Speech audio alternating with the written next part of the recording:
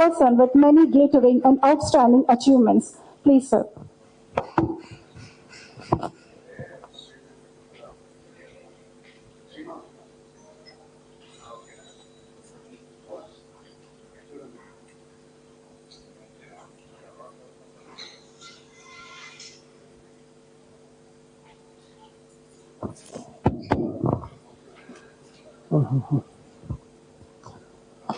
My old friend and distinguished administrator of agriculture and former vice chancellor, Dr. Parveen Rao Garu, members of Farm and Rural Science Foundation present on the dais, and those in the room. I am really impressed and honored to be with you people. Honored because this lecture is in the memory of, if I can say, one of the great sons of India, one of the great sons of Telangana. I read his brief biography. His achievements were unique, and his contribution towards development and welfare of societies are also unparalleled. You don't find many people giving their entire wealth for welfare of society. I'm told that he gave 300 acres of precious land that he had to the agriculture university of this state. So these days you just find that that there is so much hunger and greed to acquire more and more land. But we also had people who feel that after their lifetime, this should go for larger welfare of society. Also, late Shri Raghotham Reddy ji, I'm told that without having formal kind of degrees, he was an educationist. He was an institutional builder, and his vision toward agriculture search was unique, even though he didn't have a formal kind of education in agriculture. And I find that in this part of country, he's remembered like people in Punjab remember Dr. Thapar or Dr. Fletcher. For building agriculture university, for building dairy institutes. In the same way, Shri Raghotham Reddy ji is remembered in this part of society. Friends, such people I feel are great source of inspiration for future generations through their acts. Not through their lecture only, but through their acts, that their life itself speaks of their greatness. One doesn't have to write about that. So that is what impressed me. That is what highly impressed me. I'm also impressed to see the interest in this lecture, which I'm sure is not that people came to listen to me. I think it is because of reputation of Shri Raghotham Reddy ji, that there are academicians in the room, there are farmer leaders, there are political persons. I'm also told that Member of Parliament Rajya Sabha Shri K. Suresh Reddy ji is also attending this lecture. Of course, I interacted with Shri Chandra Reddy Sahab a couple of time in Delhi. He also keep writing to me, flagging issues faced by farmers. Yes, sir, I am able to take up some, but not all that you suggest. But he has, I would say, tremendous stamina to talk about farmer issues and raise farmer issue. I also find that there are some innovators in the room. There are people from different walk of life. There are people who were my colleague long back by Dr.V. Raju. So again, this is important, but what is most important is that farmer from the village of Raghotham Reddy Garu are also there. Like our Prime Minister says that entire India is my family. So I think for people like Raghotham Reddy that they did not restrict themselves to their blood family. So entire his village, his state is their family. So I'm happy that farmers from his village have also been invited for this lecture. I stuck to the title which was given to me by the organizers, that to speak about achievement, lesson, way forward towards sustainable food system. This is a big theme. There are, I think, hardly anything left, because if you have to talk about achievement, then everything that matters and everything that succeeded and everything that did not succeed need to be discussed. But given that time limitation, I have tried to prioritize, but I thought I will share with you. Those of you who are interested in detail of any of these things, then there are two papers on site of Niti Yog, Indian Agriculture from Green Revolution to Amrit Kal. It is available in English, it is available in Hindi. It talks about achievement of last 7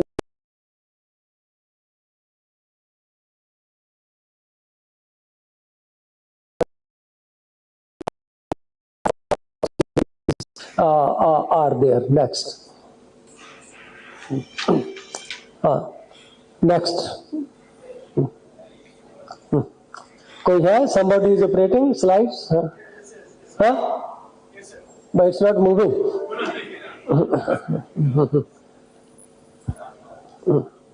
You need to press something. Okay. So two slides are not important. They are mainly to set the context, because if we have to discussing in agriculture, we should always remember the scale, that more than 90% of India's farmers operate on less than 1 hectare of area. And many people who have Western education, they feel that because of scale factor, like in the Western country, big fish eat small fish. So because of scale, you find that medium-sized farmer purchase a small-sized farmer and they become bigger and bigger. That is a Western model. In fact, Asian fact has to be kept in mind. Second is that I am asked to cover sustainability aspect also. In fact, if you look at the agriculture in historical sense in India, you just find that the basic composition of agriculture was directed at sustainability. In India, we always follow low income level. So agriculture very, very important for both growth because of its size, being a larger sector of the economy, and also because of its inclusive nature, very, very important. Agriculture sector is also not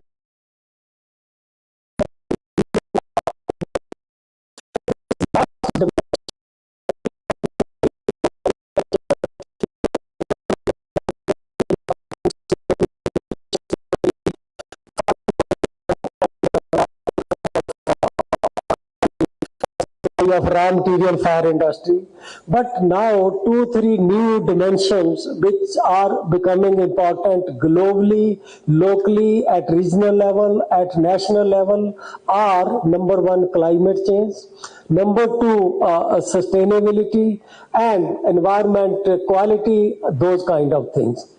In fact, agriculture being the larger sector of economy, even in terms of greenhouse gas emission, is also the largest. its contribution to greenhouse gas is much higher than that is the contribution of even industry or manufacturing sector. So when we talk of development of agriculture, we have to see that these dimensions are also important. Many people feel that agriculture growth is green growth, it does not cause any adverse impact on environment. This is not the case. The only difference is that in case of factory, the greenhouse gases in a concentrated form come out of a chimney. But in case of agriculture, a rice field 24 hours is generating greenhouse gases. So we need to see to it that when we are talking about the future, we worry about it, and agriculture matter a lot for sustainability, because 80 to 90% of total water used in the country is used in agriculture. Unless we use water efficiently in agriculture, even if we 100% recycle urban water, it will not make much difference. Saving of water in agriculture is very, very important. Also, nearly half of the land of this country is arable land. 46% is under cultivation. Another 4% can come under cultivation. So these things make agriculture very important for sustainability, climate change, and future, which are now integral part of any future thinking, any future planning and visions. Like we want to reduce our emission to half by some year, net zero by 2070. Agriculture is critical to all those things. Next. Again, you can go to next. Next. This is the total story of Indian agriculture since 1950-51 to 2021-22. I did not start from 1947 because of division of the country. The data on the first 2 years after independence is not very comparable. So we normally start from 1950-51. If we start from 1950-51, you will just find that agriculture passes through 7 stages. These stages are important not only in terms of numbers. In fact, these stages are very important if we want to work out the future strategy for agriculture. Each of these stages give some message. Like when if we look at the period from 61 to 68, you find that the growth rate was going down. It was decelerating. How we succeeded in reversing it? Because of technology, green revolution technology. Then we adopted green revolution technology. It gave us good growth, and for 10 years we were able to have a growth rate of nearly 3.55. The pressure on food scarcity and food security was relaxed to considerable extent, and then this growth rate start decelerating because adoption of green revolution was restricted to 2 crops. It was restricted only to 2-3 states and some small pockets in other states. So then we went for wider adoption of technology. We extended technology to wider crops. That again helped the country to reverse the slowdown, and we started having acceleration in agriculture growth. Then a period came that 95 to 2005, when we became part of WTO, etc. Initial year we have to face hard competition. Terms of trade for agriculture in that period declined. They took our agriculture growth from 3.5 down to 2%. But as I will show you subsequent graph, Indian agriculture is resilience. It may be depressed for some year because of adverse situation, but it bounced with bigger strength after that. So then after 2005, you just find that the growth rate started accelerating, and in the last 10 years, we are close to 4% growth rate in agriculture. So overall, if I have to summarize this, you just find that overall trend has been positive, trough has been rising, peak has been rising, but because of nature of agriculture and because of nature of surrounding circumstances, the growth rate has been somewhat cyclical, but over time that resilience will be shown in the subsequent slide. Next. Again, go to next. So this is the slide which showed the resilience that initially when we adopted green revolution technology in a restricted area, the overall fluctuation, this is the standard deviation around trend, overall fluctuation in output increased. But after we started spreading technology to wider area, you just find that instability in agriculture declined. Like if you look at the period of 70s, in 4 out of 10 years, there was a negative growth. Subsequently, only in 3, subsequently in 2, but now in the last 10 years, we don't have even single year with a negative kind of growth. So that is another strength that resilience in agriculture came in a very, very big way. Next. Friends, as you all know, that the main goal, the ultimate goal of agriculture is to provide food and nourishment, to provide fiber and to provide feed. These are the main ultimate goal, but the principal goal is to provide food and nourishment. One of the indicators how much successful agriculture has been to take care of food security of this country, that we look at the trend in what happened to the per capita food production in this country. So you just find that before adoption of green revolution technology, per capita food production did not show any improvement, which means overall, the rate of growth in food was same as was the growth rate in population. So per capita food production remained around 280 kg per year, or you can say around 800 gram per person per day. That was the kind of production. But when we started this green revolution, you just find that from 68, 69 onward, the curve, just from flat curve, there was a kink and it started rising, and between 70, 71 and 2000, per capita food production increased from around 0.8 kg per person per day to 1.2 kg per person per day. So in that 30 years, there was a increase of 50%. Then the next 50% increase came in half of the period, that we could further increase per capita food production by 50% from around 1 kg to 1.2 kg to 1.8 kg between 2000 and 2122. So that is the kind of thing, and another factor which contributed to this faster growth is that deceleration in population growth rate.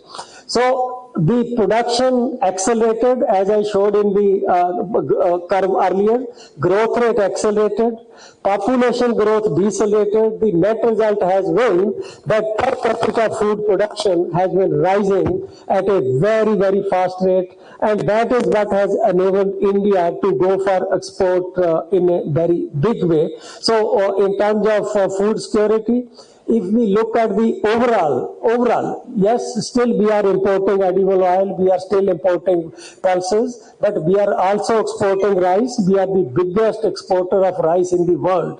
So I will show you little more data that what is our performance compared to world economy. But on per capita basis, at aggregate food level, our production has increased at a very impressive rate, and what we have been exporting is much higher than what we have been importing. That is the kind of situation. The second indicator, the second indicator of our achievement is, one is growth and second is what is composition of growth. So composition of agriculture sector also became healthy. in the sense that you just look at share of livestock, which was only 17% in 81, now it is 37%. Which means the share of crop sector in agriculture and in crop and livestock declined from 83% to 63%.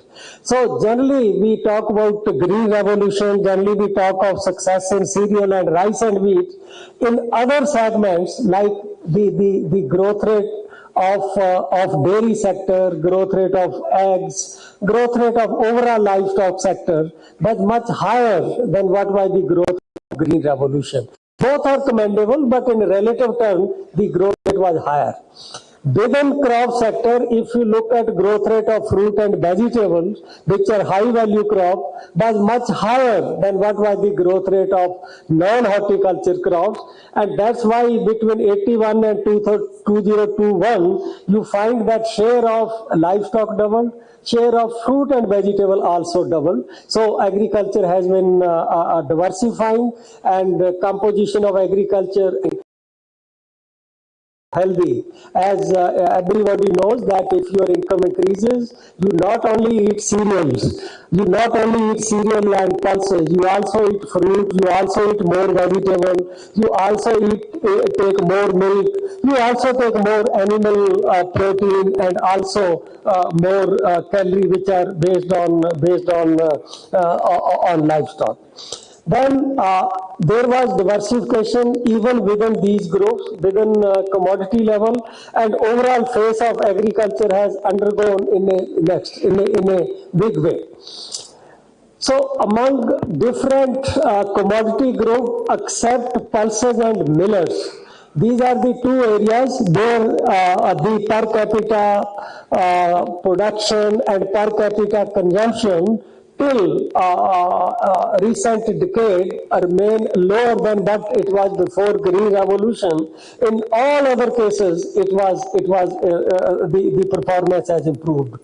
Even in case of oilseed, up to 2010, the growth rate in oilseed production in this country was higher than what was growth rate in cereals, but we turn out to be exporter of cereal and importer of edible oil because of the reason that over time per capita intake of cereal declined.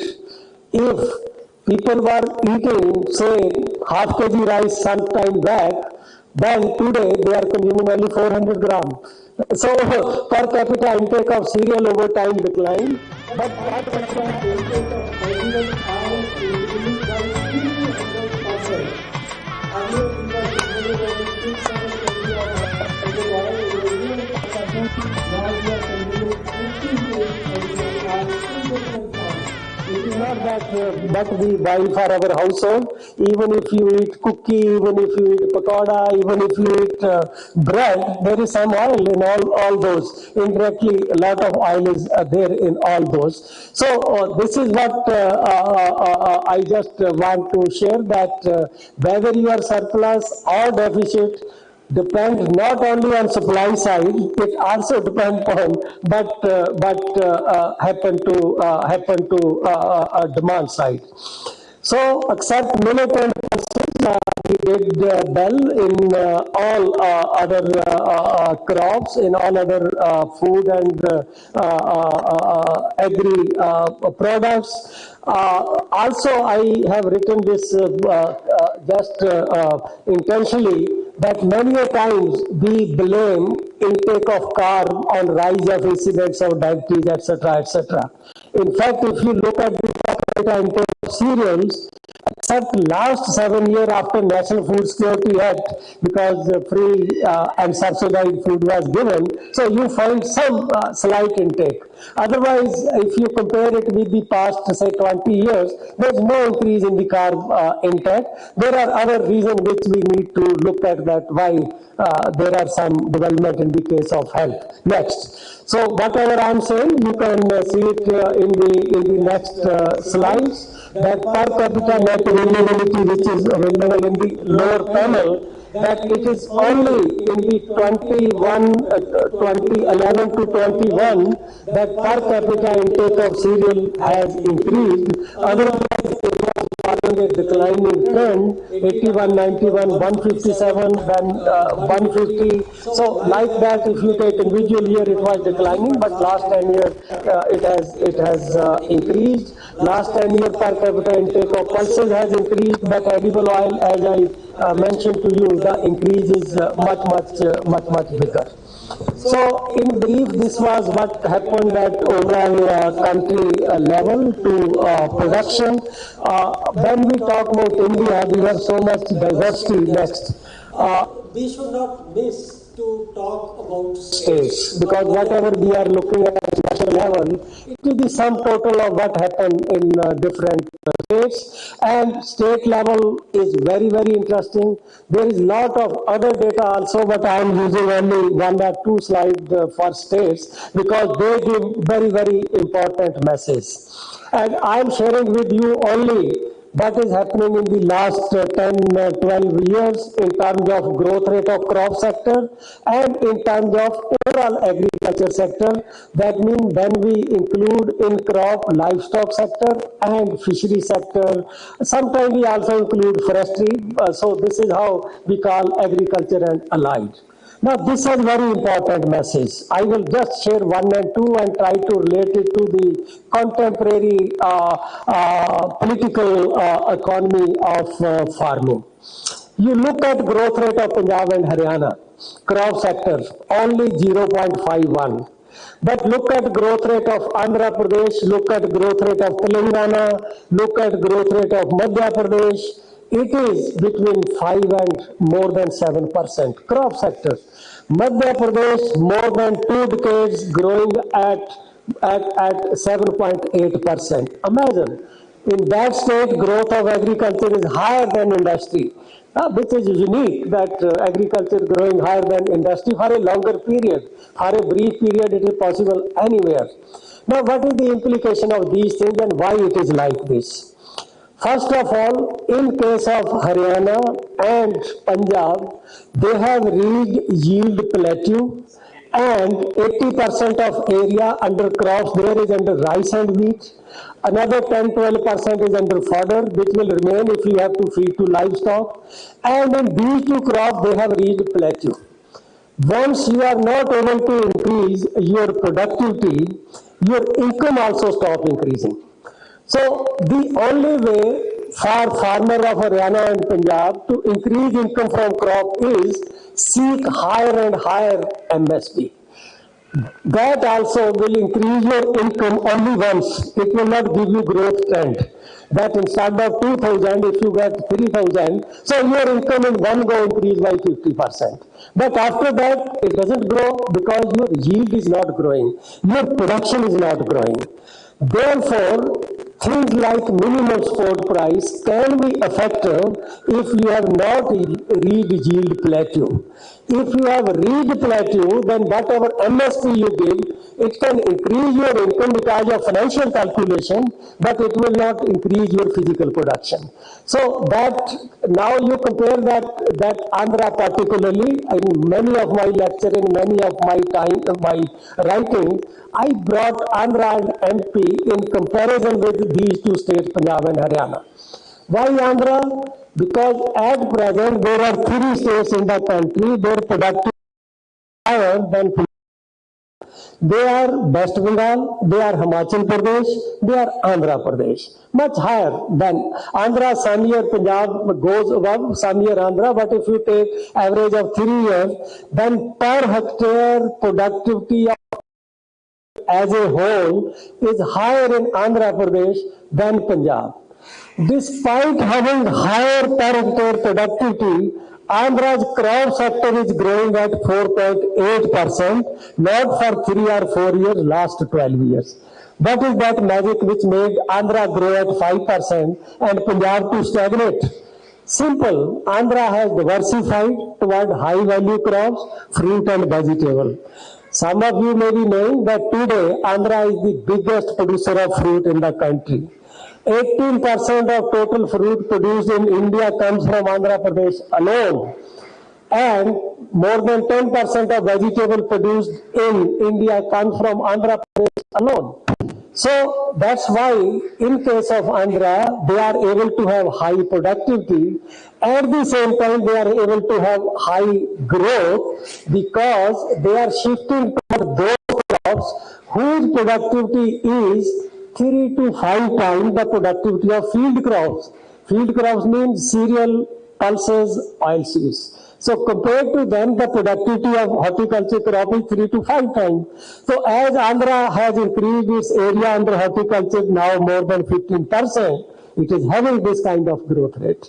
So this has a message that if we want to have growth, at some places it can come through MSP, but those places are not Punjab and Haryana. Farmer may be doing vegetation, but growth, their agriculture will not have growth unless they shift some of the areas from rice and wheat toward other crops. So pick up different pattern of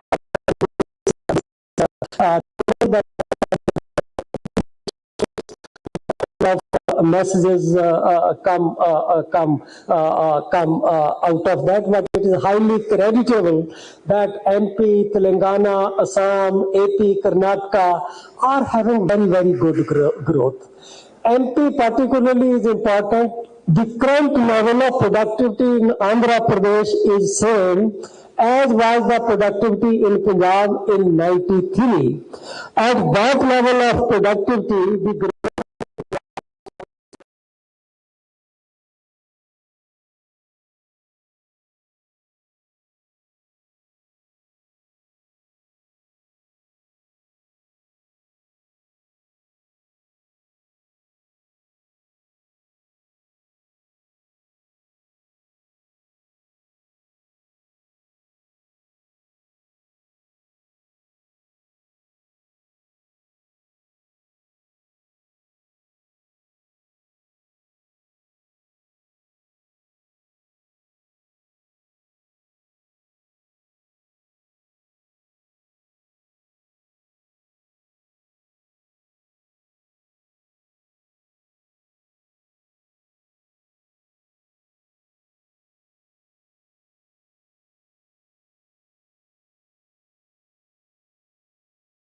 compared to the world. This is simply share of India in what is the global GDP. This I have taken from World Development Indicator publication of World Bank. So it is not that government of India is making statistics to show that we are doing better than the rest of the world. Again, you read these, very interesting, that till 95, till we had liberalized, till we became part of the international world order, our agriculture growth was not better of the world agriculture, but by the average world, same was our growth rate, just the curve is flat. Rather between 71 and 95, it declined from 8.4% to 7.4%.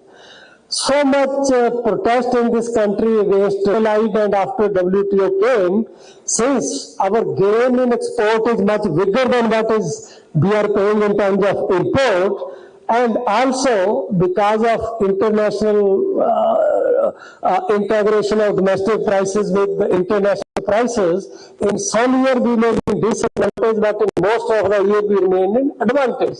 So that's why after this 95, you find continuously the trend is rising, and we are now producing 14% of global GDP, and with these figures, we are the third largest agricultural economy. For country, we talk of fifth. Madam Karnaji mentioned to me that she wrote on 5 fragile to 5 top economy, but in case of agriculture, we are the third top agrarian economy.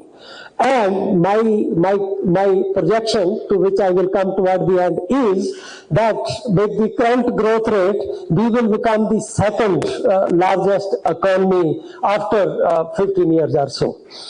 And you also look at our growth rate, that we are always talking of our comparison with China. But you look at our agriculture growth of last 10 years, according to World Bank, our growth rate is highest in the world.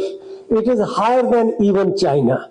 So those are the kind of achievements which we are having in case of agriculture compared to the world. Next, I come to the second key figure given to me by Praveen Rao Saab, that what are the lessons learned.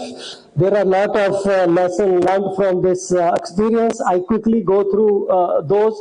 One is assured prices like MSP encourage growth when the trend proved the same. Even best MSP failed to generate growth if yield has plateaued. The example is Punjab and Haryana. It is high time for this country to ensure that MSP is rigorously implemented in Eastern India, where open market price in many markets will go below MSP. So Eastern India is a sleeping giant. And it is this thing that in India, the growth rate happened sequentially in different pockets, that for a long time we are able to have say a 3.5% growth rate. It was possible that we spread entire green revolution in the growth rate comes out to be 8% for 10 years, prices crash, all those things. But we went in a gradual manner, and in the next stage, we have such a sleeping giant like Assam, Odisha, parts of Bihar, Chhattisgarh, Jharkhand, that I don't see any challenge to maintaining the growth rate close to 4% by taking modern technology there, by implementing even policies like MSP effectively there.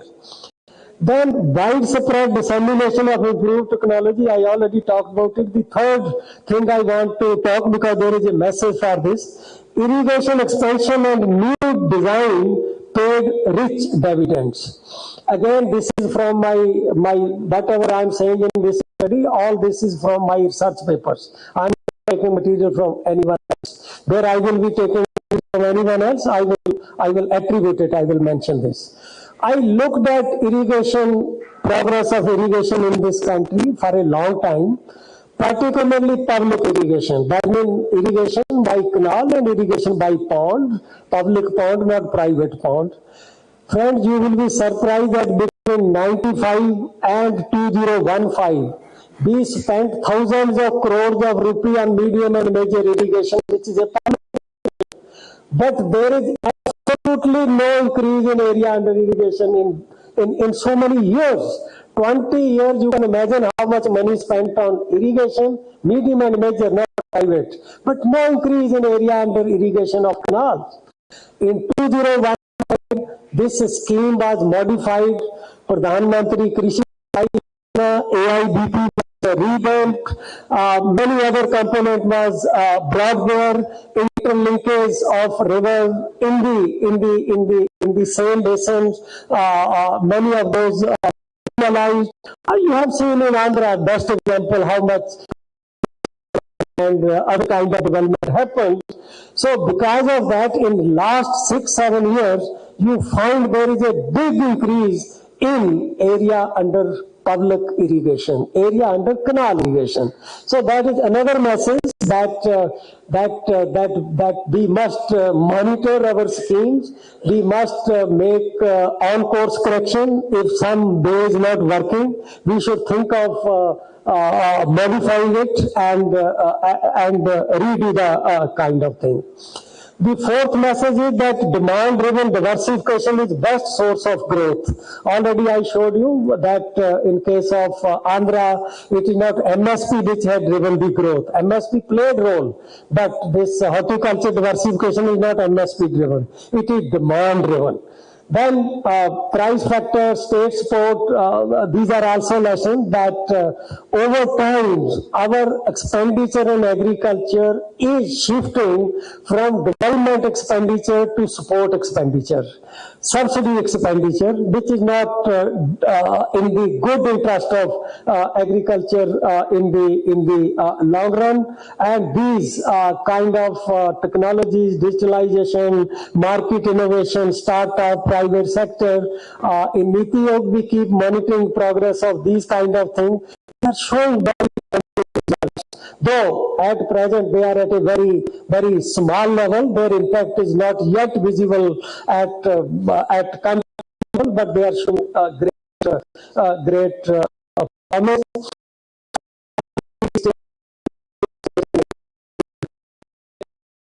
Telangana. Next. Again, the lesson learned that terms of trade for agriculture, generally terms of trade between two sectors follow cyclical trend. That is the natural kind of trend in economics, that if terms of trade for one sector remain favorable for a long time, it attracts resources, so there is a big so price. So ideally, terms of trade should move on a cyclical trend. But in case of agriculture, the terms of trade for agriculture has been increasing now for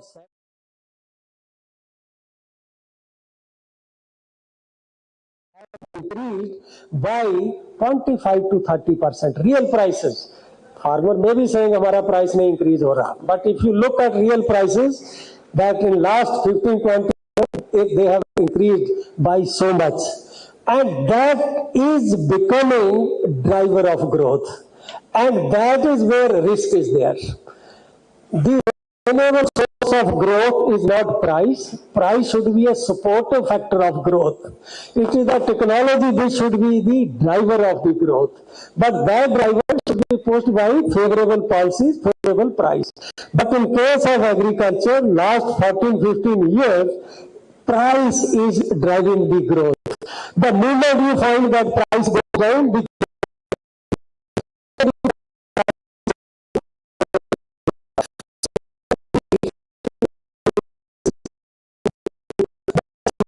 that bring technology to the front, to the driving seat, and that should be the main lesson. Next, the third lesson, demand-led growth in many states. This is an interesting relation. This curve, I first put it in one of the reports of 15th Finance Commission because our chairman N.K. Singh agreed. So I gave him a hypothesis when we allocate resources for agriculture to make reforms. Why it did not, I will come to that also. It is an interesting episode.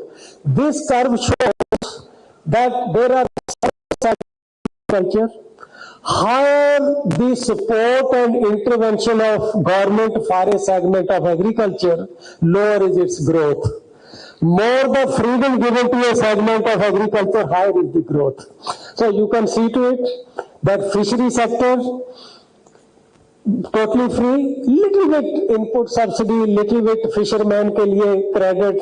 Even they were not having credit till recently. Only recently they have started having this fisher credit card. The growth rate in last 10 years is 8%. And Andhra Pradesh, that 1/5 of total fish in this country come from that state alone. Not only inland, not only marine, because it's a marine state, even both inland as well as fishery. After that, livestock, dairy sector, I have for poultry import or dairy import, but growth rate is 5.6%. Then come fruit and vegetable. Compared to the other crop sector, the growth rate of fruit and vegetable is 3.38, and overall crop sector growth rate is not even 2%. So why it is like this? It is simple that demand for fish, demand for livestock, demand for fruit and vegetable is rising at a very high rate compared to other commodity. So it is that which is pushing the growth rate. So power of demand driven growth is always stronger than what is the power of MSP to push the growth, and it is important between the two. So I, Chandal Sahab, I use this argument, and N.K. Singh Sahab agreed to allocate 50,000 crore rupee to state for taking the reforms. We submitted our first reform because of COVID. We submitted 2 reports. So in the first interim report, this was indicated. But between the first and second report, Government of India came with the reforms. So NK Singh sir said, now Government of India has already come with the reforms.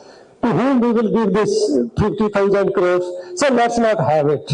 But unfortunately, those reforms had to be rolled back, and otherwise that package would have come from Finance Commission. It was for 3 things. One was for agriculture farm, second was for self-sufficiency in edible oil and pulses, and third was for water rejuvenation, that states where groundwater table doesn't go down, they will also be paid incentive.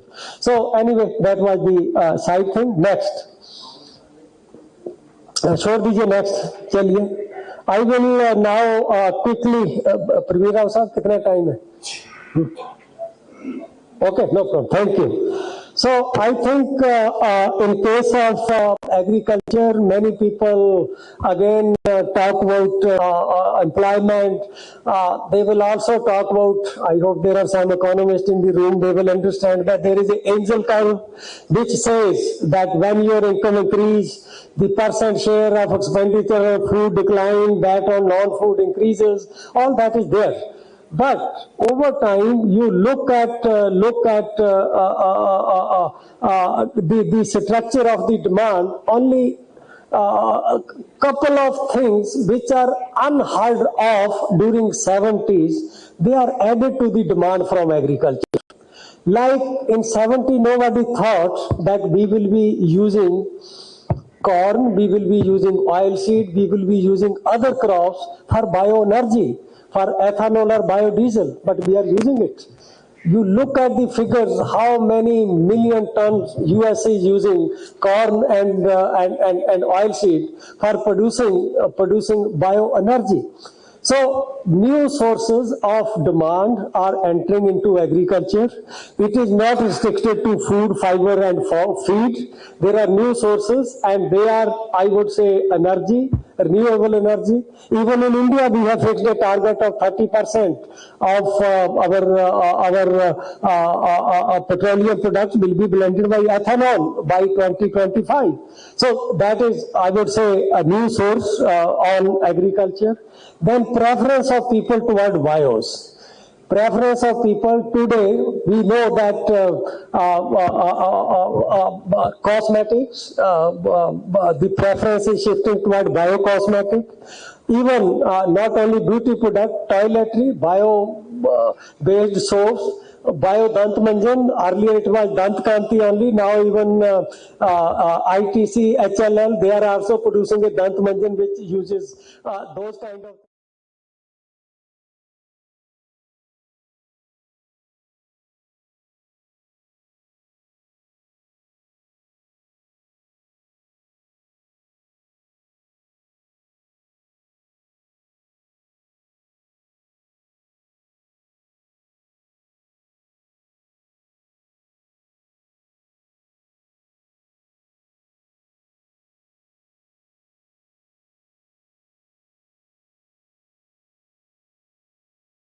I thought it further, and I'm sharing a long thought with this room because here Andhra treat agriculture differently than many other states.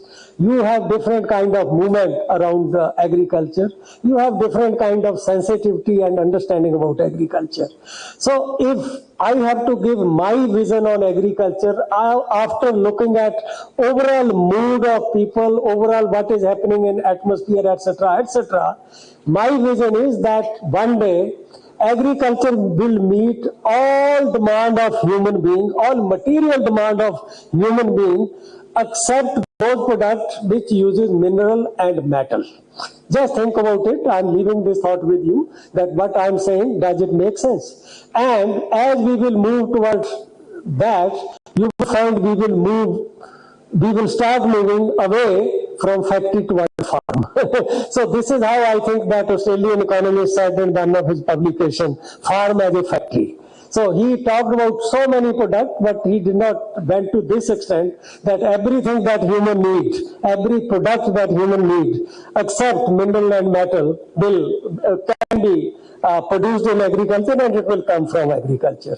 So maybe that is the long-term vision. Next, back chalega, you go to next. So because of these things, there is a renewed importance of agriculture, and so much so, next, so much so, I am giving you one figure. Did anyone imagine that share of agriculture in global GDP will start rising? After global financial crisis, manufacturing in the world could not recover. It was good in China, in Asia it was good, but overall, manufacturing could not recover globally. So you look at globally, agriculture now for the last 15 years is growing faster than non-agriculture, which is a complete negation of what Western economists said, that over time as income grows, economy develops, share of agriculture decline and share of non-agriculture increases. Yes, in a particular stage of development it can happen, but beyond a point, when new kind of sources come into the demand for agriculture, the share will decline, and either very slowly or in some phases it will increase. Like if there is some student, look at what is happening to Brazil's structure of economy.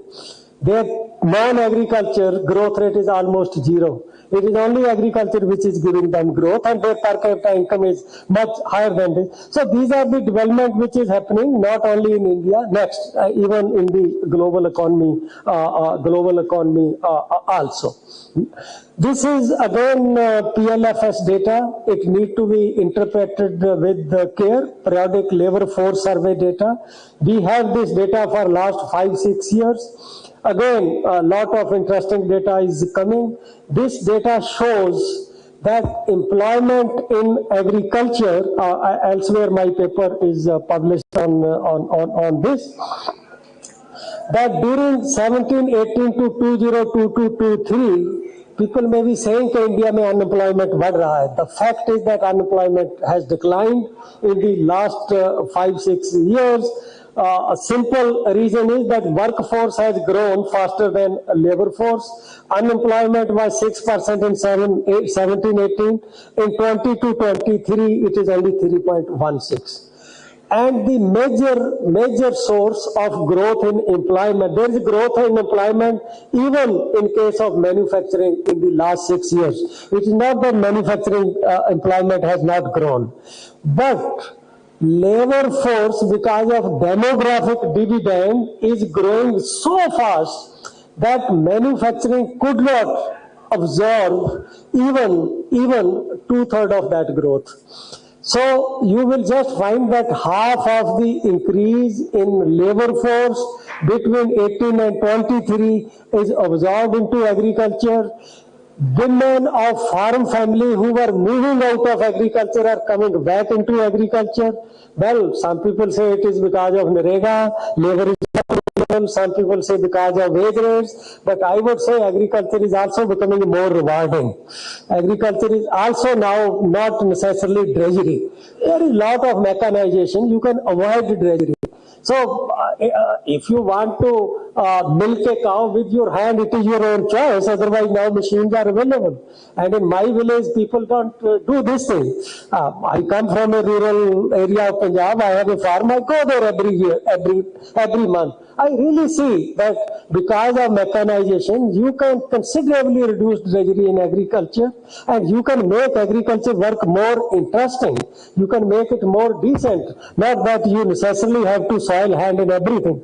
So this is again a trend which is showing a renewed importance of agriculture. Next.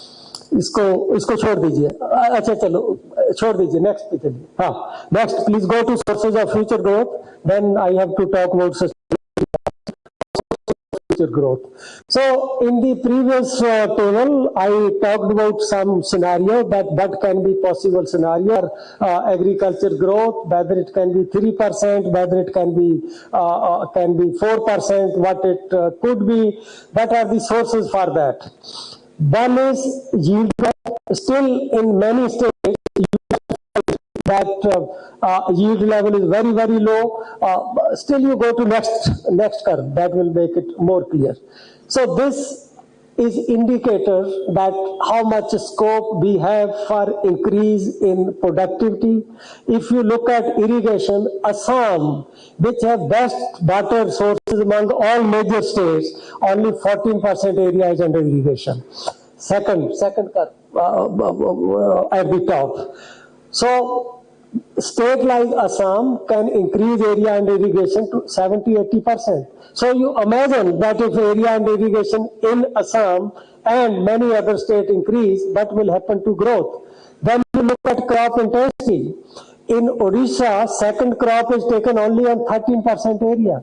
So the 87% area, you have some productive activity only for 4 months. For 8 months, there is no economic activity. So once you have economic activity in agriculture, it is possible to have economic activity for 8 months, 10 months, not more than that. In summer months, you can't have. So you imagine what will be the impact. Similarly, if fertilizer is to be used, you look at diversification, you just see again Odisha.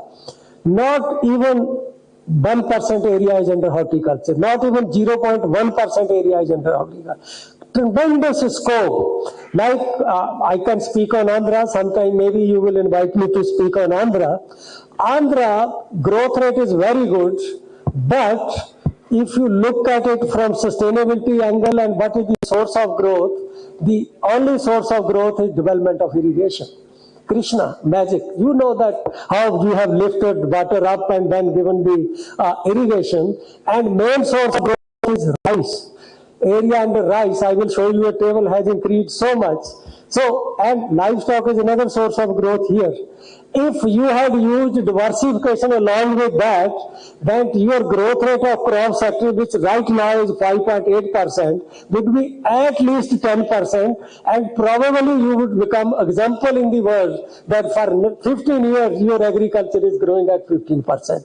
So that diversification advantage, Andhra took very nicely, but in case of Telangana, diversification is declining. Area under fruit and vegetable is declining, which is in contrast to that is happening in case of Andhra Pradesh. Similarly, milk productivity. Look at Assam. This milk productivity of milk animal is only 1.5 liter per animal per day. So you imagine, and we have other states where it is this I think 13 kg. So these are all indicating that there is a lot of scope and we can do it, but it will not come automatically. Next. For that, we need to go for investing in technology. We need to go for reforms. We need to have fixed issue related to small farmers. We are talking from so many years. We will address it through cultivator license, all those things, but we are not going for land leasing. We are not promoting contract farming, all those kind of things. So these are list of policy and those kind of things. Next. Again, I talked about this balancing of agrochemical and natural farming.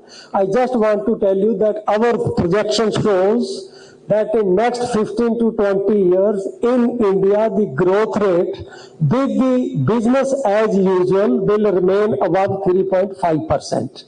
With little bit efforts here and there, it will be 4%, easy, not difficult to have 4%. But that is with business as usual. But we know that what are the implications of agrochemical based farming. There are sustainability issues, there are safety issues, there are health issues. So with the future growth going at that level, that is the demand situation. Population growth rate is projected to be less than 1%. Because of income, a growth rate of around 2.5%. So overall growth rate in demand is projected to be only about between 2 to 2.5%. This gives India that India has to find market outside India for 1/3 of the growth. We are now entering that situation that for 1/3 of the growth, we need to find market outside India. That has its own serious. Okay, India now want to go for natural farming. If India want to go for sustainable farming, we are at that stage where we can take that trade-off without any threat to our food security. Which means, because Andhra and Telangana natural farming, Mr. Vijay Kumar promoted, he make some claims, 100% not correct, but some of his claims are correct also. But there is a yield penalty. The moment you move to natural farming, there is a yield penalty. One should not take it that natural farming, the reason is very simple. In agriculture, there is a sense of one, no modern science. We have our traditional systems, and the traditional system can be improved not with science.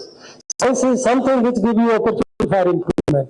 So I would say we can afford to reduce some agricultural farming, go for natural farming. But if we want to adopt natural farming on a big scale, we should bring science.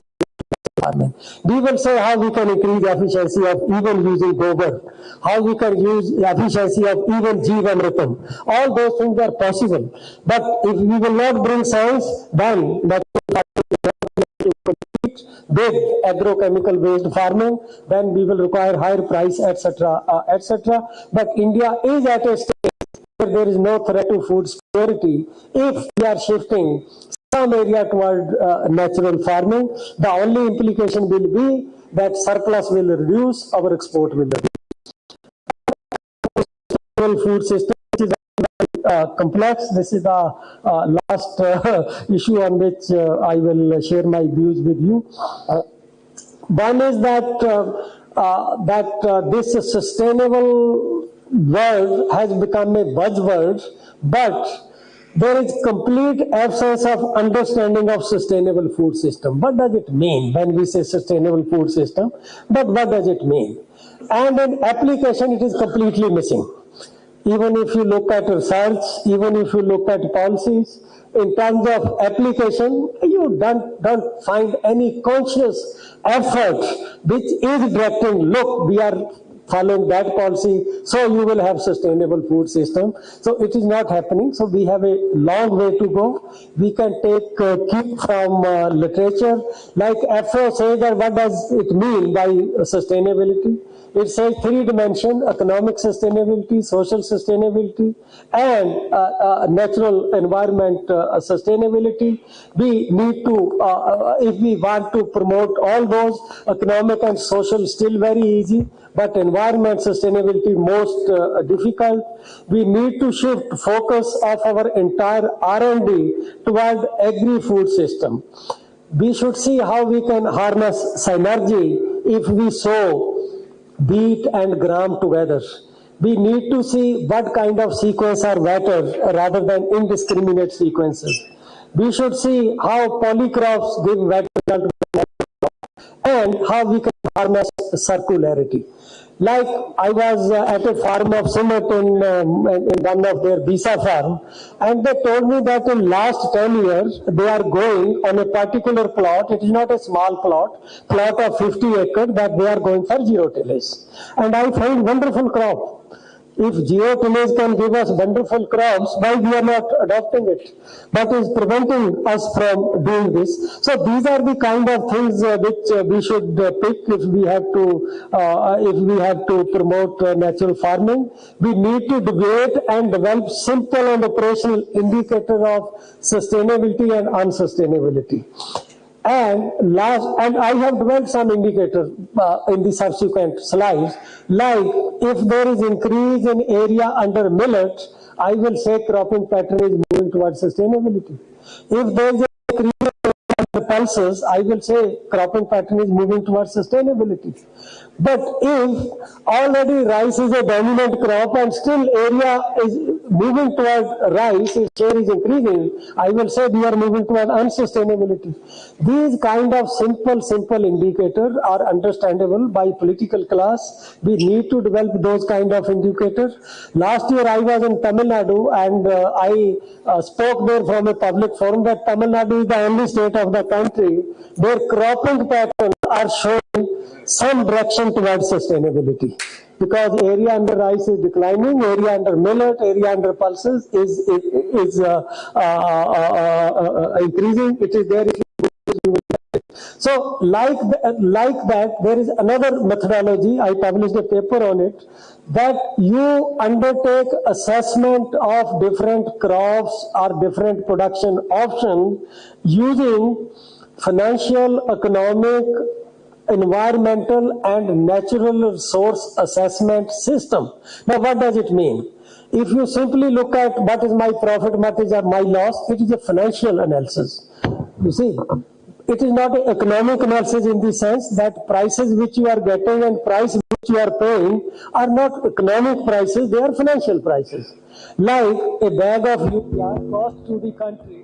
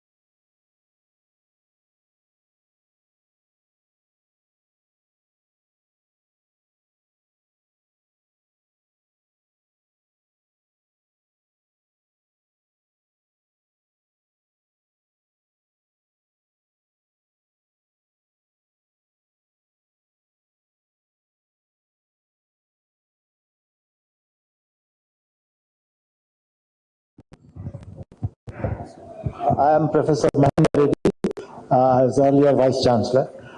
Congratulations for an excellent lecture. I missed the first part. I was held in another meeting.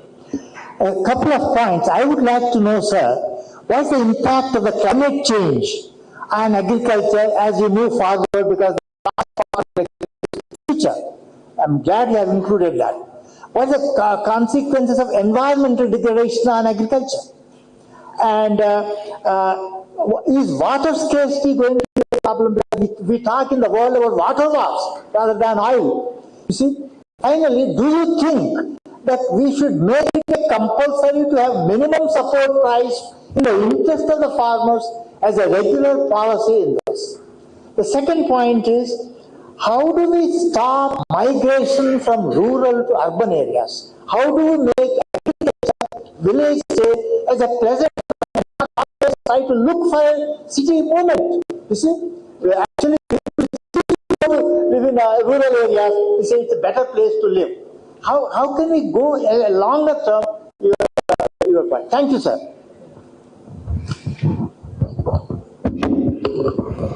I will request subsequent speaker to one question. Professor Mahendra Reddy Sahab has raised very good question, but there are 4 questions.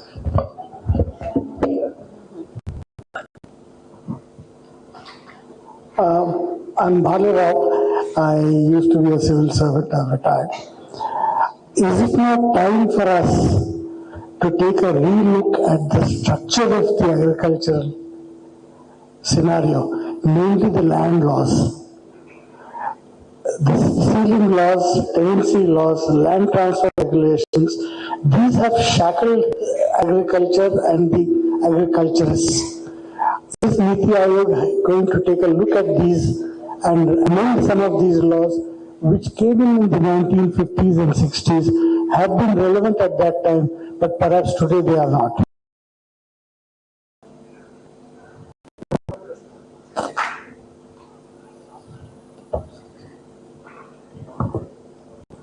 Namaskar, sir. My name is Raghotham Reddy.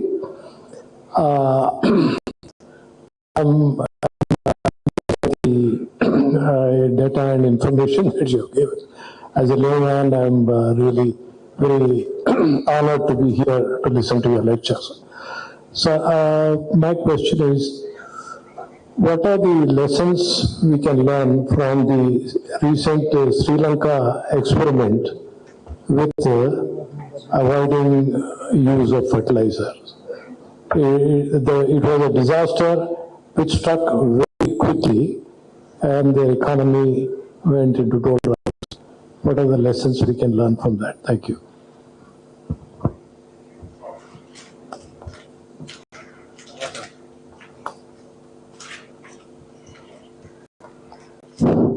Thank you, sir. You are giving a lot of information too. I am Jayade. I am a farmer from Raghotham Reddy, belongs to the same place. So, farmers will get profits once in 4 or 5 years. When we are getting a profit price, but the government use it to ban exports. Example, these days, rice export ban. Well, what is the reason?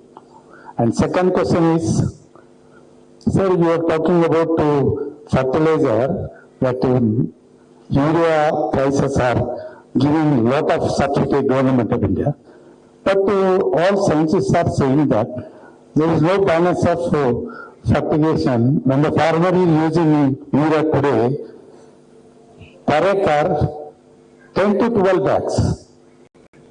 But if you increase the price of urea and decrease the fertile balance fertilizer, potash and phosphorus. One more question is, sir, since 3 years we are losing a lot of crop damages with new insecticide, like black thrips. If you take in crop insurance, present crop insurance is one is yield based, second one is weather based. Sir, when we are losing the production with new insecticide, these insects should be added whenever farmer is getting the insect. Okay, thank you.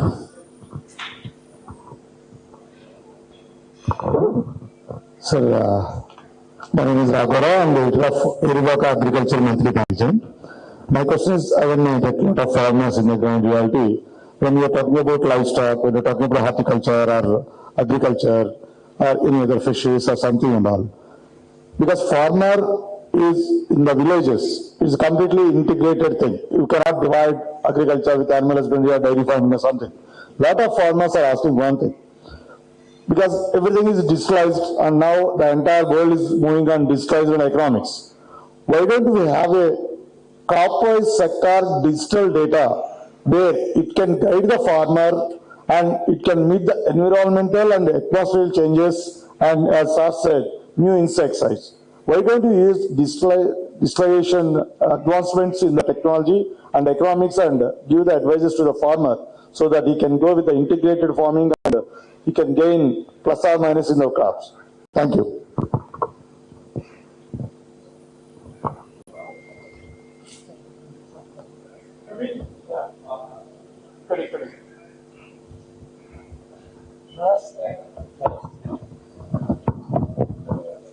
Thank you.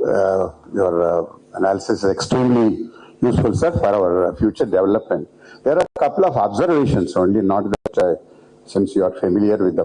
First and foremost, sir, the fundamental issue of agriculture being a state or center subject, your own analysis shows that the states have done their discharge their responsibility in terms of providing water, electricity and market facilities. The real problem seems to come from Government of India.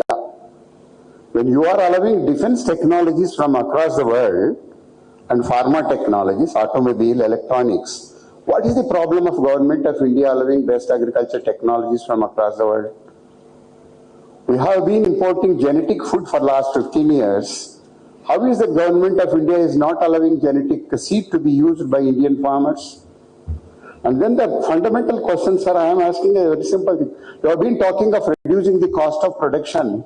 Why is that you are not able to, when you control our exports and all that, why is the Government of India is not controlling the inputs like whatever it is, I mean, where are you putting taxes? And also why is that there is no control on taxes prices, pesticides and other things?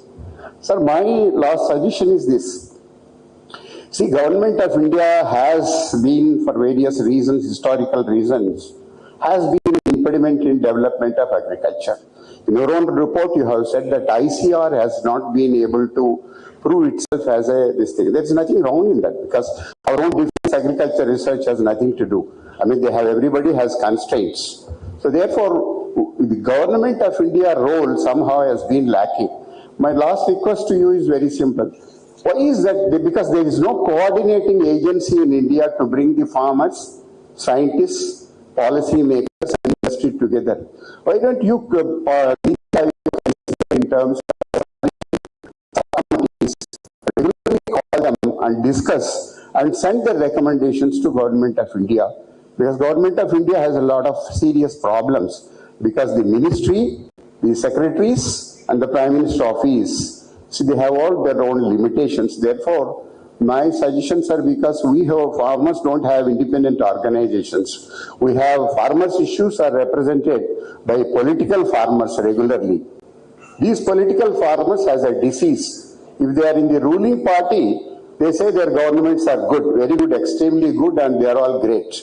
And the moment they go to opposition, they start saying governments are bad and useless. So, governments is basically administration. My simple suggestion is, because we have not been able to find solution in the last many years in representing farmers to the government, if Niti Aayog can consider in terms of constituting subcommittees, call farmers, industry and others regularly and arrange some interaction, probably we can take forward. You yourself report has been exceptionally good.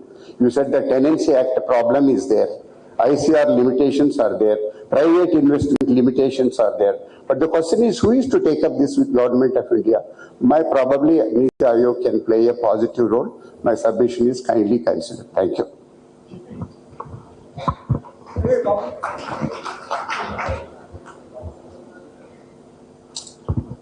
An extremely erudite, impressive presentation. I didn't want to ask a question, but I thought in the light of what you mentioned in your paper on the long and inefficient market chain, would you like to revive the idea of retail chains coming in to aggregate the whole thing and to ensure that there is a compressed market chain?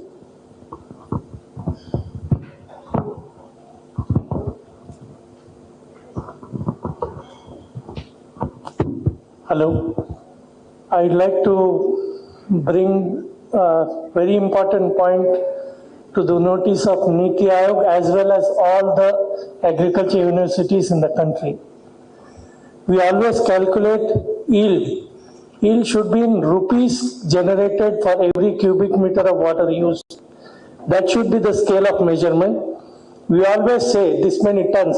It's not relevant. How many rupees you are generating by using 1 cubic meter of water? If government is spending some amount of money, how many mandates you are creating for every 1 lakh rupees spent? And that is the only way you start measuring how many kgs per acre, how many rupees the farmer is getting per year per acre. This is the only way, and this is the only answer which can drive the entire country and solve all the problems. I am a practicing agriculturist. I never worked in any government. I am a successful farmer myself. I am happy. I am making a lot of money. Same concepts can be applied across the country at farmer level also. So, my scale of measurement should change. No tonnage, no kg. It is how many rupees per acre per year per person the farmer is getting. That should be the only scale of measurement. Thank you.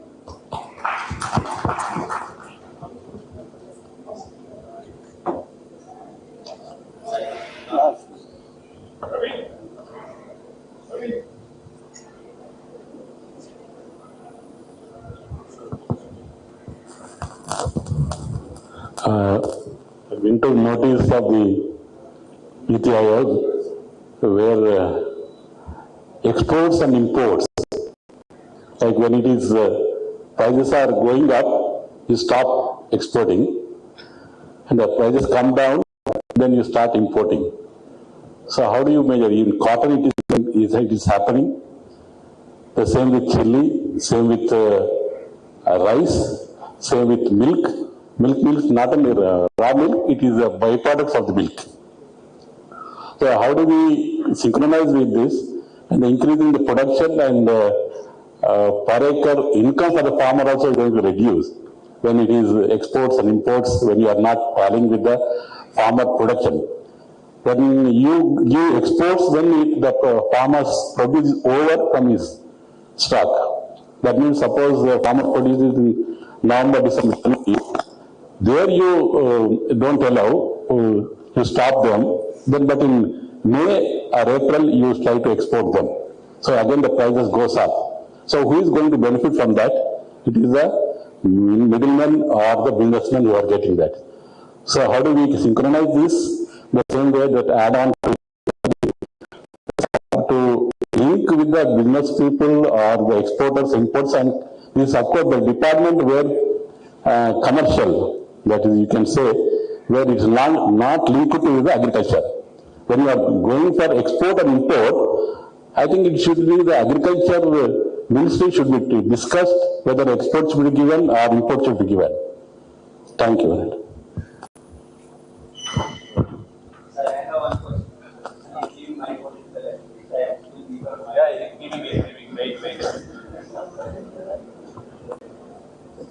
Sir, myself Dr. Reddy from Agriculture University. Do you think it is the high time to remove MSP as it is causing, especially rice and wheat, are causing more damage to sustainability and crop diversification? And what is your opinion on legalization of MSP? Thank you.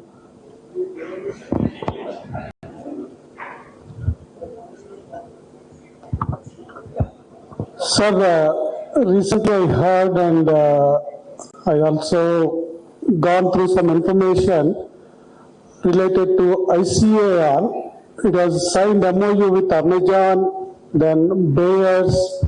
Bayers actually it has acquired the Monsanto seeds company, and in that it was mentioned all the information of the agriculture data, like what is the land available in the country, what are the crops that are going to be grown in the country, all the data is given to these companies. It's almost selling our data to these companies for some reason. So is it not bad for the country and the farmers, and already the farming sector has been sinking and the farmers are suffering. In some cases, farmers are not even going for the farming in the country. In this case, if we sell this data, or if we share this data to these people, the Amazon or buyers and these kind of people, how do we secure the farming and the farmers in the country?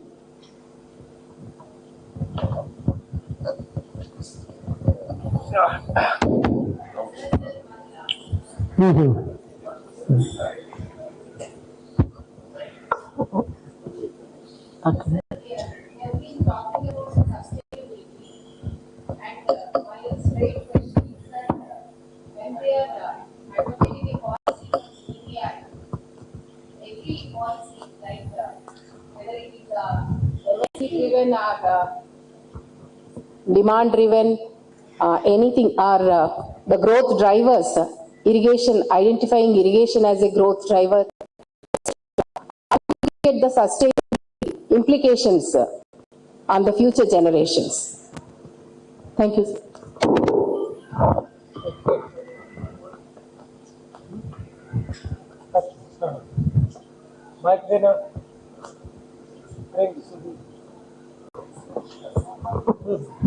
I'm Dr. Seema from Agriculture.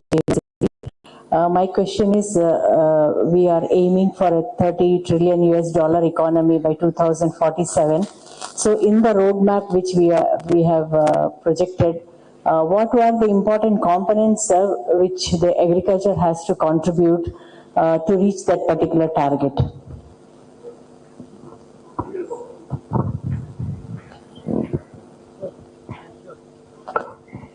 Good evening, sir. Thank you very much for this wonderful, interesting lecture. I don't come from any agriculture background, but I was just reading your note on para 2.1 on sustainability and climate change. And I found one sentence which was very interesting, and I thought maybe you might throw some more light on, where you're talking about India exporting water-intensive crops, whereas we are exporting and we are importing less water-consuming crops. And you have said a statement, India is now the biggest exporter of virtual water, that is the water embedded in exported agri-food products. On the other hand, large sections of the population do not get adequate water for drinking and other uses. So I think if is there any impetus from the government to like change this or get some other policy changes in this? Thank you very much, really. Ji, last. Okay,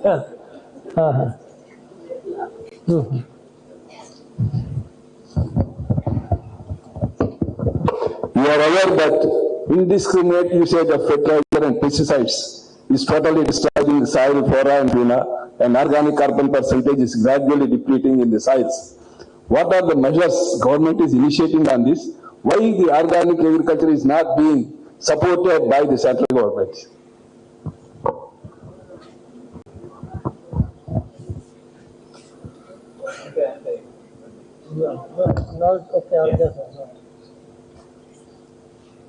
Okay, really, I would say very rich questions. There was material in my presentation for some of the issues you raised, but I skipped those and I tried to summarize most of what I said in terms of action in the last slide, which is before you. I now come to specific question, begin from Professor Raghotham Reddy. Impact of climate change on agriculture. First of all, agriculture and climate change have two-way relationship. It is not only that agriculture is impacted by climate change, agriculture also impacts climate change. So this is what makes agriculture special when we are discussing climate change. For example, industry also affects climate change, but industrial production is not affected by climate change. So it is a one-way relationship there.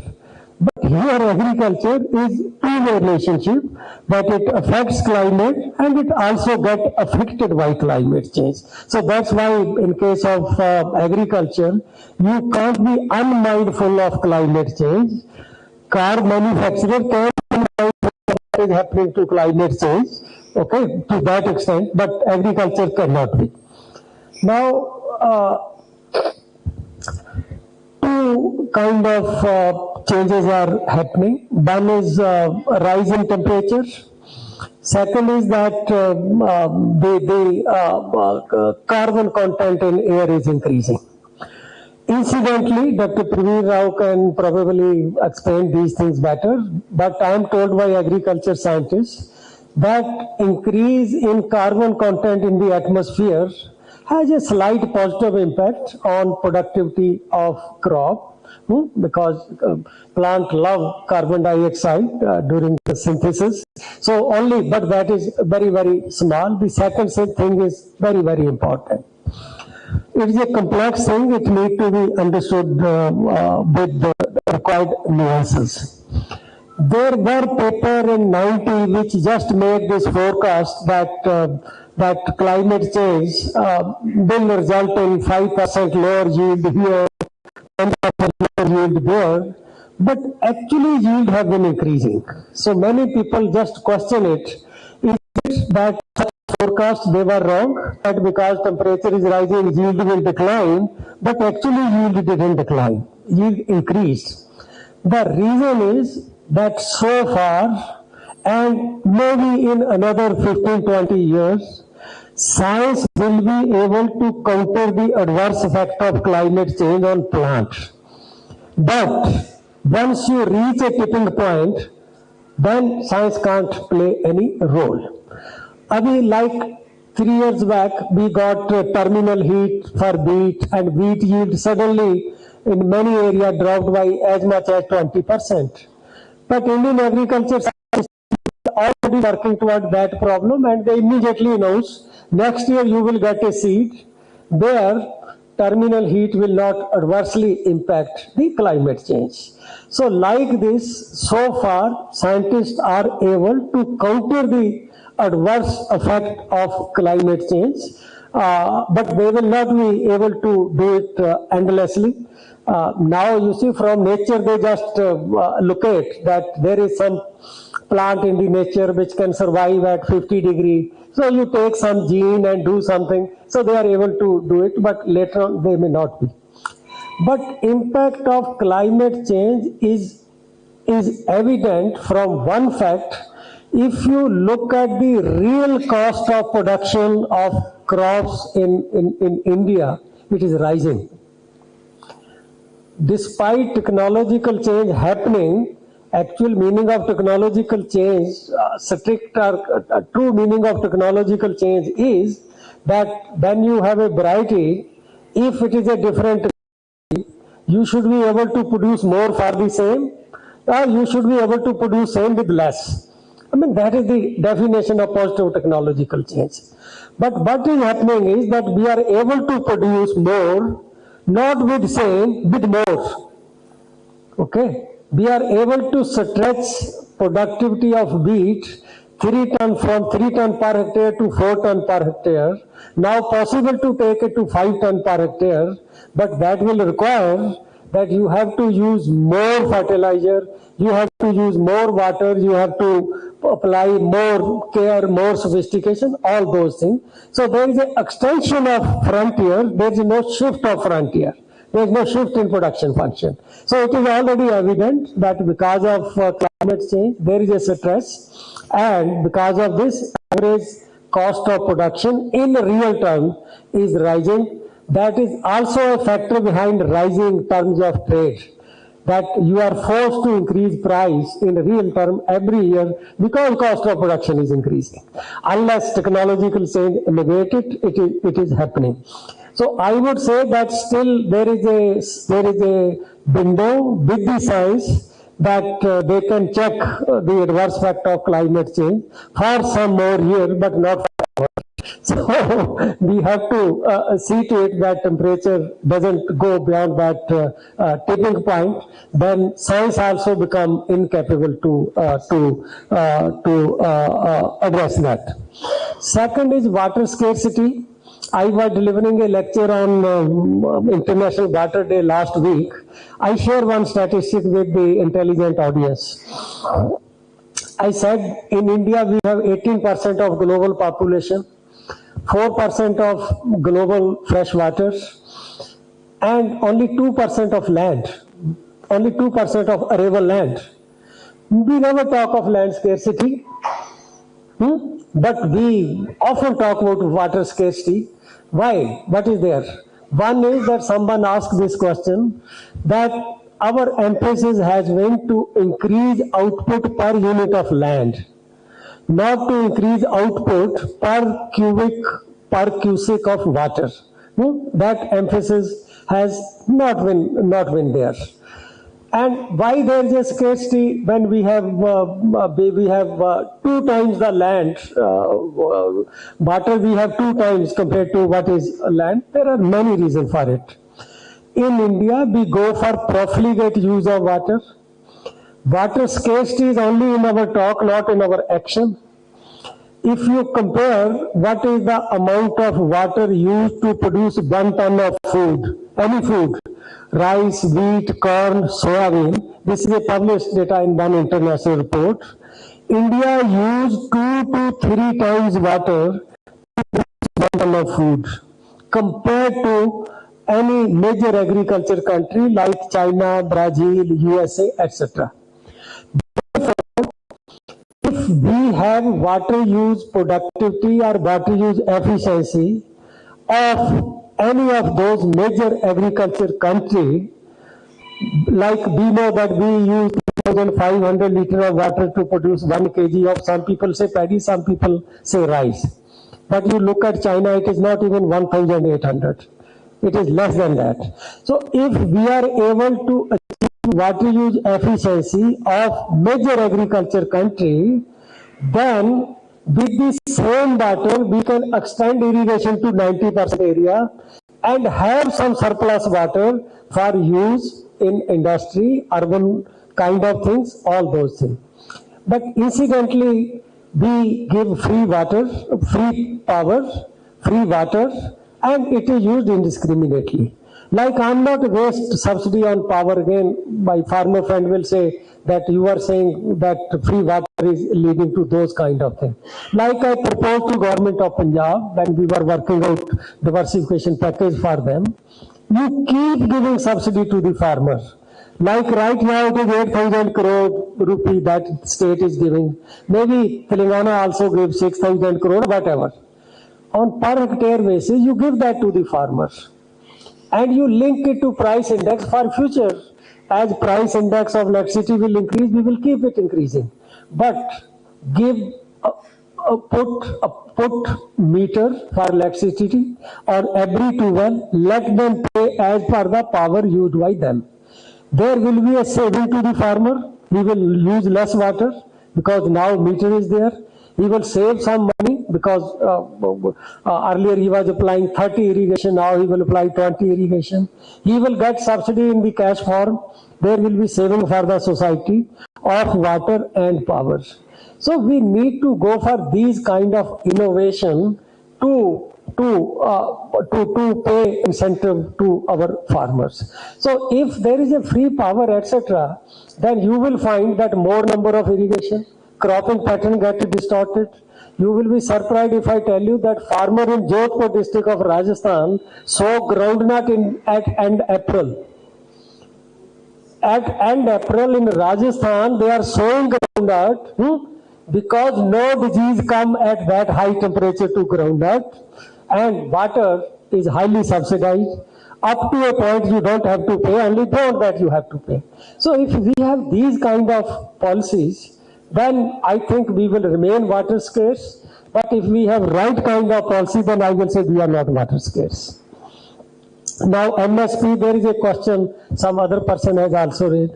See, there is a context specific need for MSP. I do not say that we should not have MSP. Rather, I am a supporter of MSP in a particular context.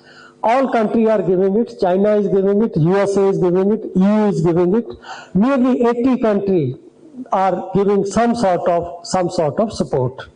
But thing is, how you give, where you give, in what form you give this subsidy, this MSP. First, when this MSP should be given and what should be level of MSP. One is that if your markets are not efficient, if your markets are not competitive, and farmer is getting less than what should be the genuine price, in that case, it becomes duty of the state means government, to see to it that farmer get what is due to them. What is due to them, they should get that. And in developing countries,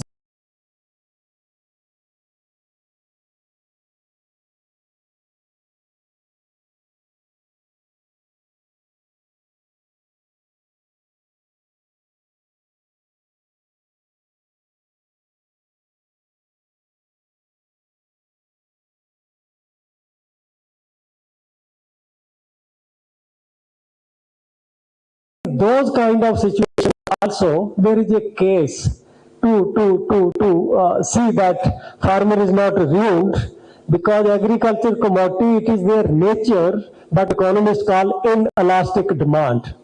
So inelastic demand means if demand is 0.1, price elasticity of demand, then 5% increase in production will lead to 50% decline in price. And 5% decrease in production will result in 50% increase in price. This is because of nature of inelastic demand. So these things make it must to intervene. But thing is, when MSP become problem, then you start milking MSP. Milking MSP means you do not believe in the MSP that is suggested by an expert body. See, there is the expert body, CACP. One can say that okay, representative should be there, farmer representative should be there. In these kind of things, when this farmer agitation was there, I wrote a piece in Indian Express. I took a position there, what should be criteria for giving MSP? What should be level of MSP? MSP is a minimum support price, but we are trying to make it maximum. Yeah. Now what is C2 plus F 50% or A2FL plus 50% is maximum. Okay. The MSP must have some relevance to open market, that whether demand and supply justify that this price should hold. But it is the market forces which are not letting farmer to have price which is justified by demand and supply. So still I took a position that MSP should be announced by an expert body. It should be based on cost C2. I did not say A2 plus FL plus some incentive. How much that incentive is there, that can be 5%, that can be 50%, depending upon what is the market situation. That we should leave to the expert body, that how much margin should be there. If you are mechanically seeing that MSP should be 50% higher than this, then in a particular situation, that justification may not be there. Market may not be able to buy it. So ultimately, everything government will be required to buy. And government buying means ultimately it is our money. And the amount which then government has to spend, you will find it will lead to fiscal ruin. We reach that kind of situation. I hope you will take these things objectively, but next I am going to share you. But if it is sensitive, if you people are touchy about it, I will not share it with it. Like I had 2 meetings with Dr. Swaminathan in Niti Aayog with 12 other experts. We wanted to understand from him, sir, how you arrived at this suggestion, recommendation, that MSP should be A2 plus FL multiplied by, C2 multiplied by 10%. We wanted to understand it, okay? I have spoken on YouTube about it. I have written in newspaper. He did not give us any justification. Then I asked him, sir, you are saying C2 plus 50%. C2 include work done by family labor. It is not a cost incurred by farmer. C2 include rent on all land which is not paid by the farmer. We asked him, sir, can you share any book with us which says margin is not paid on cost, margin is paid on something other than cost. Margin is always calculated on cost incurred, investment made. It is not given on the cost which is not incurred at all. Again, he did not give any answer. There was some conversation which between him and me, which I don't want to share. But really, before Government of India came with this, we wanted to have him on board. That this is your suggestion. We only want to know on what basis you have brought it and why it should be 50%. Why not 5%? Why not 80%? कोई criteria होना चाहिए ना. And he even asked me what could be criteria. I shared with him, sir, had you consulted me so many things when you wrote that report. Lot of my material is there in that report. I own it. But for this recommendation, you never consulted me. Therefore, if you had consulted me, I would have given you that suggestion. That it should be anchored to a criteria. Otherwise, it is a random number. Otherwise, it is your wish. All those things. So MSP in particular situation should be there. Then second is that MSP need not necessarily be through procurement. We know anything done by government, they have to keep employee, how costly it becomes. Like if we are paying MSP, it costs 25 to 30% of MSP just to pay MSP. Just to pay MSP, that much cost is incurred. Then all other things happen. So I also suggested deficiency price payment, all those things. But these things need to be kept some reasonable level. Regarding rural urban, again, I would share my paper. I will take your card. A card is coming. If you look at India's industrialization, since in urban area we don't have land, we don't want to have more pollution in urban area. So industry is already moving from urban to non-urban. And in India, definitionally, what is not urban is rural. So like if you see, most of the production is happening in rural area. And the recent data of PLFS shows that the growth in rural worker is much higher than what is the growth in urban workers. It looks like that after COVID, once people went back, many of them decided to stay there and they are getting work there. So these changes are happening, but to draw definite conclusion, we need to wait for a little more time. But this creating, Abdul Kalam ji also talked about Pura model, providing urban amenities.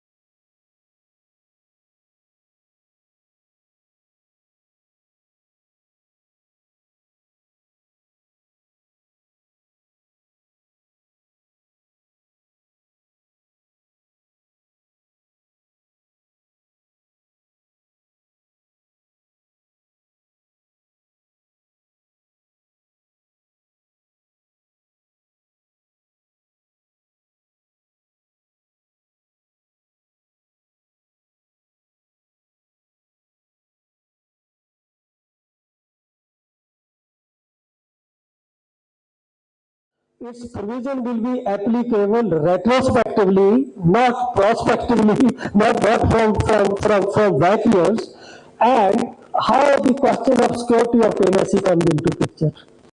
But many people are now leaving rural area. Many people in Hyderabad, they are not going back to their village, but they don't want to sell land for various reasons. One is that appreciation in land prices is highest among any asset, even higher than even gold. And second is that we have some. After 20 years, I would like to go back and settle there. So those feelings are there. People are not selling their land, but they are keeping it fallow. They are not leasing out. In every state, area under fallow land in India is increasing. So I think the more important in case of land are land to ensure viability of very, very tiny land holdings, to see to it that those who want to do agriculture, they have opportunity to expand their size of holding by leasing in land, and those who are not earning enough, they should be able to earn some income through rent, and they lease out and do some other things. So those are the issues to my mind at current times. This issue of removing land ceiling, etc., I don't think it will have much kind of goal which we want to achieve for this country. Then our farmer subsidy, I was not opposed to subsidy. I was saying, I will deal with it in a different way, that if we have to see how much is the profitability from different things, there are different ways. Like you as farmer are not paying for urea, but somebody is paying. Free to nahi hai. Maybe someone else is paying, taxpayers are paying. So we need to see that if suppose you get a profit of 5,000 rupee from sorghum. Suppose you get 5,000 rupees from sorghum. Out of that, you applied, example hai, 5 bags of urea. So 5,000 was say subsidy on that. So actually, there is no gross value added. It is only financial scheme because of which you went for that production. So according to society point of view, this is not an optimum or efficient allocation of resources. Resources are getting allocated wrongly. They should get correctly. But there are different ways to give subsidy. It can be given. It can be per farmer that, okay, we are giving 1.5 lakh crore rupee subsidy. You give per acre. You give based on yield or whatever. But if you are distorting prices, then it affects allocation. Resources get allocated in the places where they are less productive compared to where they can be more productive. So that's why I was saying that it should be compared, that if it is the other way around, if we take into account what is the cost to the society, then we can have some policies for different kind of allocation. Regarding crop damage, my understanding is that if there is a crop loss because of insect pests, it is also covered under insurance. But I will go back and I will check. If it is not there, I will definitely take up the case with the Ministry of Agriculture. But my understanding is that crop loss because of pest is also taken into consideration for payment of Pradhan Mantri Fasal Bima Yojana. Regarding this digital data advice to the farmers, it is already happening. Now we are moving toward digitalization, but it will not happen overnight. You see, it will take time. There is a digital agriculture mission. Most of the agriculture university, I think they are adopting digital mean for crop advisory for other. We are already. There is then issue or observation, Chandra Reddy sir said, I don't call it question, center and state. You see, in case of agriculture and many other subjects, we are not maintaining this rigid distribution of subject between center and states.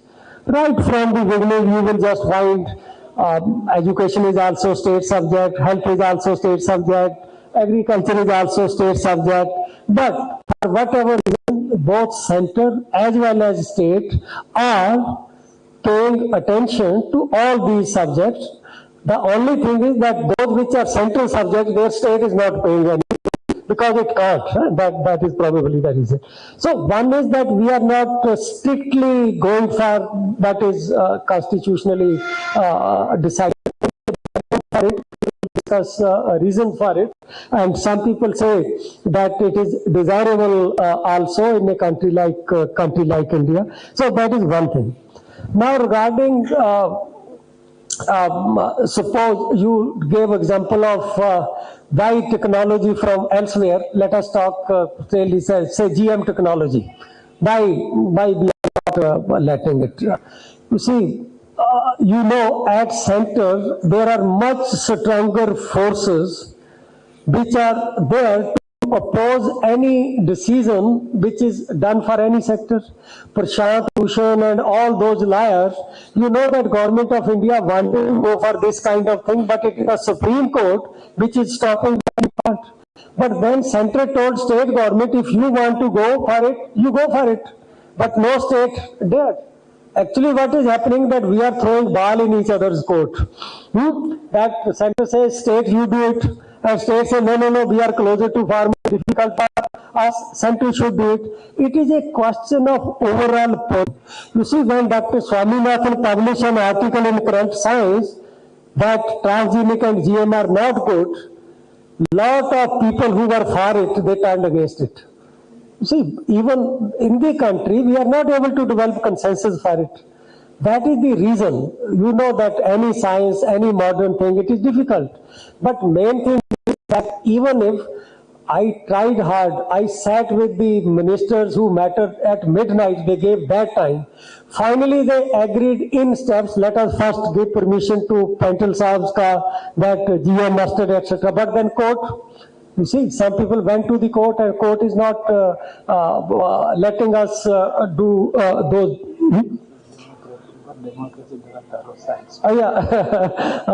So I think there are those kind of issues also. The only way to counter those kind of issues is the demand must come from farmer group. Whenever I meet farmer group, many of them come, they discuss with me. I ask them, you never raise your demand beyond asking MSP or asking some subsidy. Did you ever ask for, we want 1% of agriculture to go for R&D? We want 1% of agriculture to go for R&D? Did you ever say that you have so many mandi charges, 0.5% of mandi charges should go for agriculture R&D?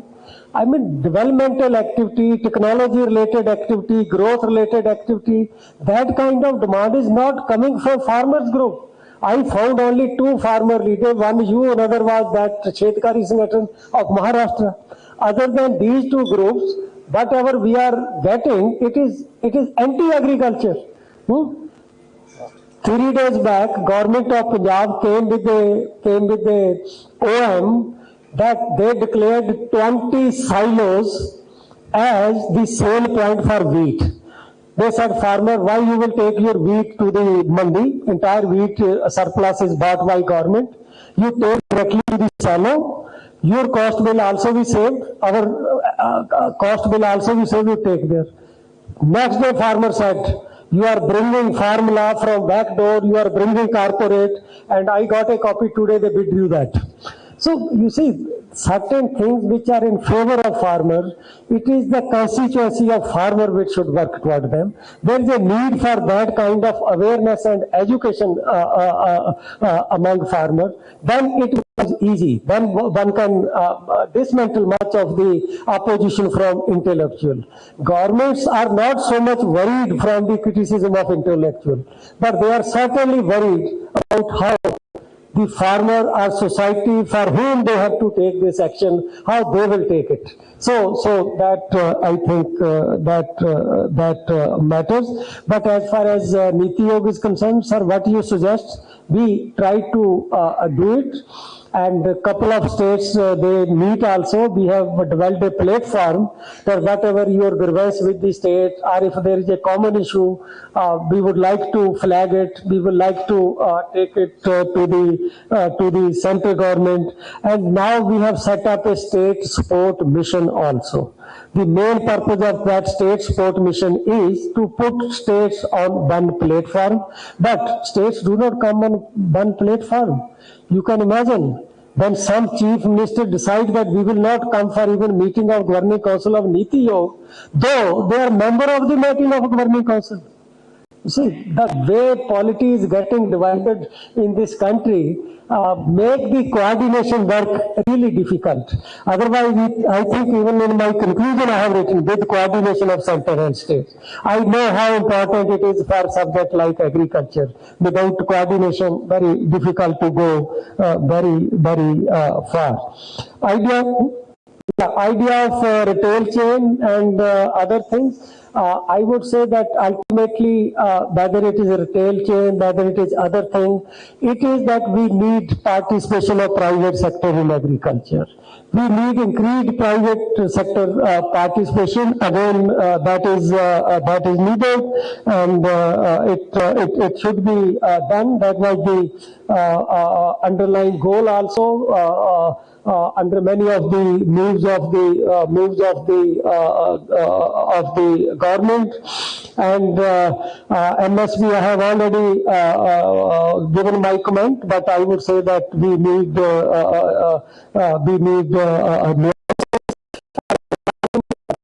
and import land.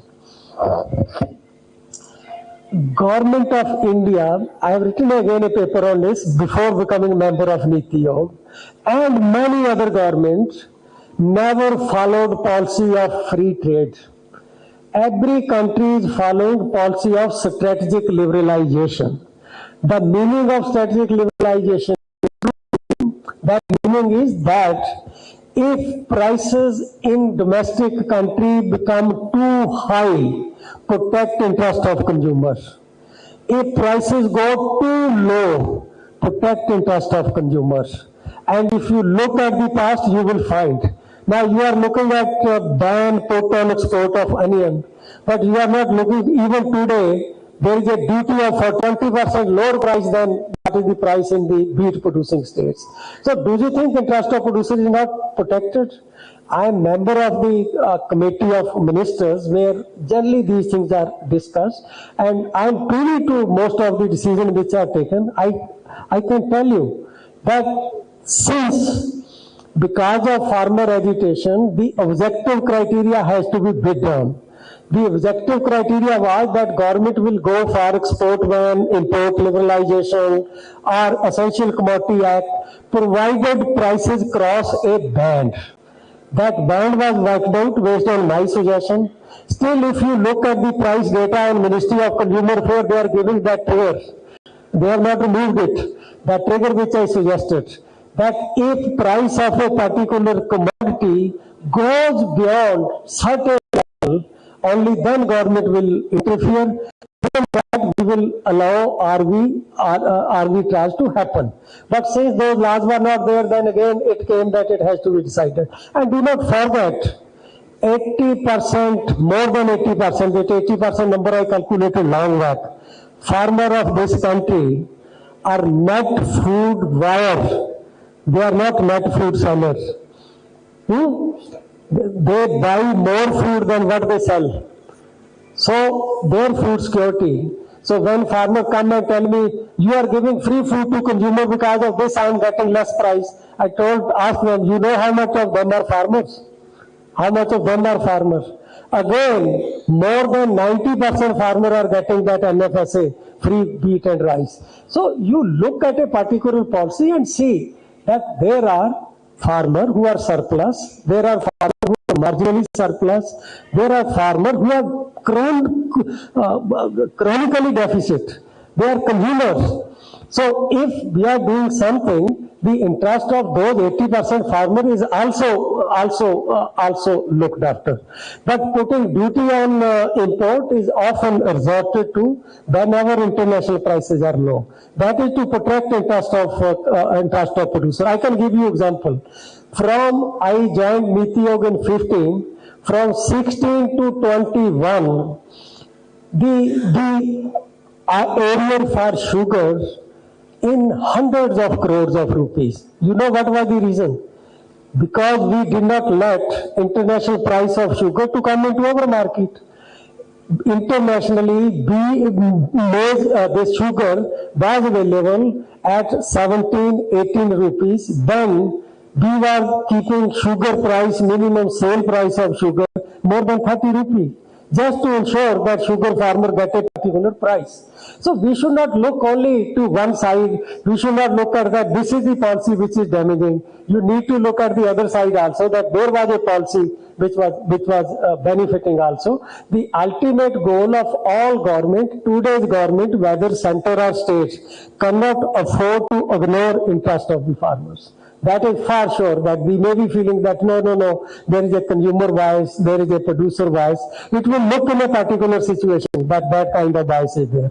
But overall, it is a balancing exercise. Thank you.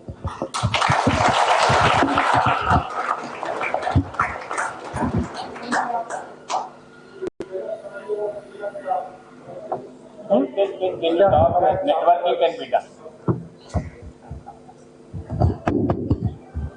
Ladies and gentlemen, I'm sure you agree with me when I say that it was an insightful, knowledgeful lecture, and I'm sure our audiences had many points to take away. Further, I would like to take a moment to extend a warm welcome to Dr. Gopi, IAS, Director of Agriculture, Government of Telangana, who has joined us in the event. As a token of appreciation, let's now felicitate our Chief Guest and Memorial Lecture Speaker, Professor Ramesh Chand, and I request the dignitaries at the head table to do the honors. FRSF presenting a commemorative plate to Professor Ramesh Chand on the occasion of Sri J. Raghotham Reddy Memorial Lecture 2024.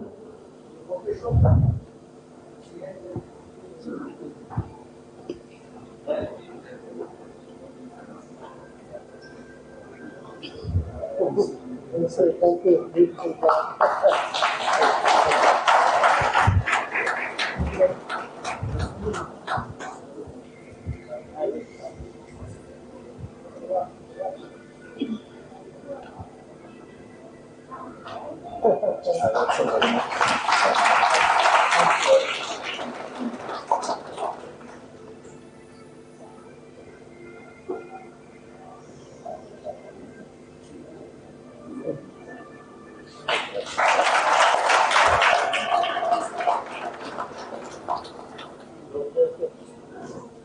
Next, we have felicitation to our speaker by Dr. Prabhakar on the Vice Chancellor, Sri Konda National Telangana State Horticultural University.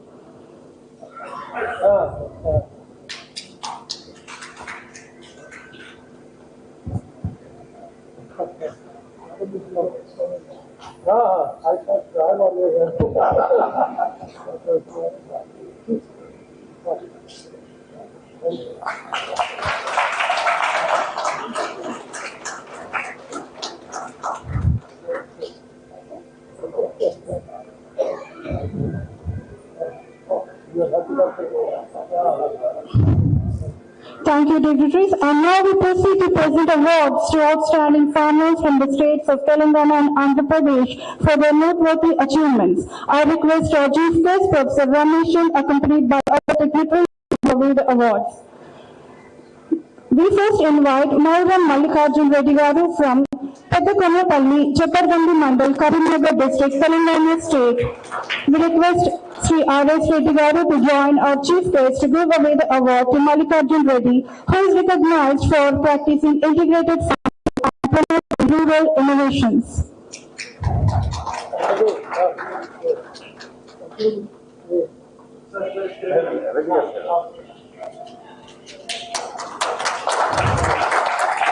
Mallikarjun Reddy Garu is a B.Tech computer science student turned farmer. Raghotham from Medpalli, Jagatsal district, Telangana state. We request Dr. Vijay from Dean Community Science PGTSU to join the dignitaries to give away the award to Mitipalli Bharatagaru. Mitipalli Bharata is identified for practicing organic farming, crop diversification and conservation agriculture. Congratulations, Bharatagaru.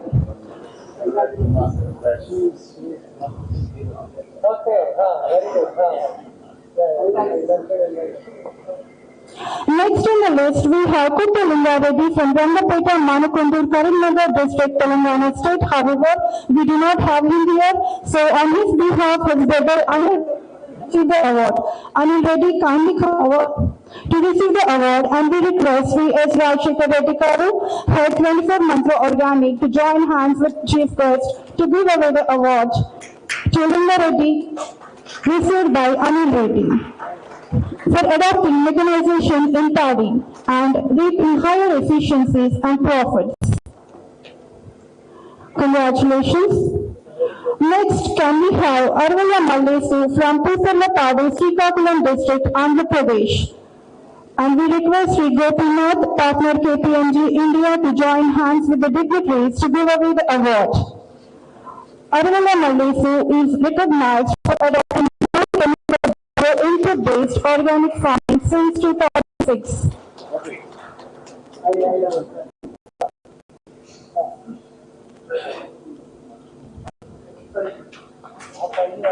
He has been growing paddy during Kharif, followed by pulses in off-season to revitalize the soil. Congratulations, Mayesi Garu. Next, can we have Anni Padmavati from Nizami district, Andhra Pradesh, and Kalpana Shastri, Managing Director, AGHAP, to join the hands with the dignitaries to give away award to Padmavati Garu. He is known for practicing exotic fruit farming and promoting innovative technologies to women farmers.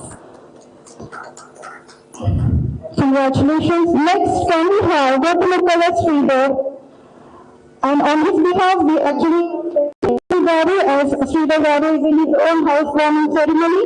So, Venkateshwar Garu will receive the award on behalf of Sridhar for practicing and promoting biodiversity conservation and soil health management. We request Sri Chandrasekhar Reddy Garu, Chairman CIA Telangana, to join hands with the dignitaries in giving away the award.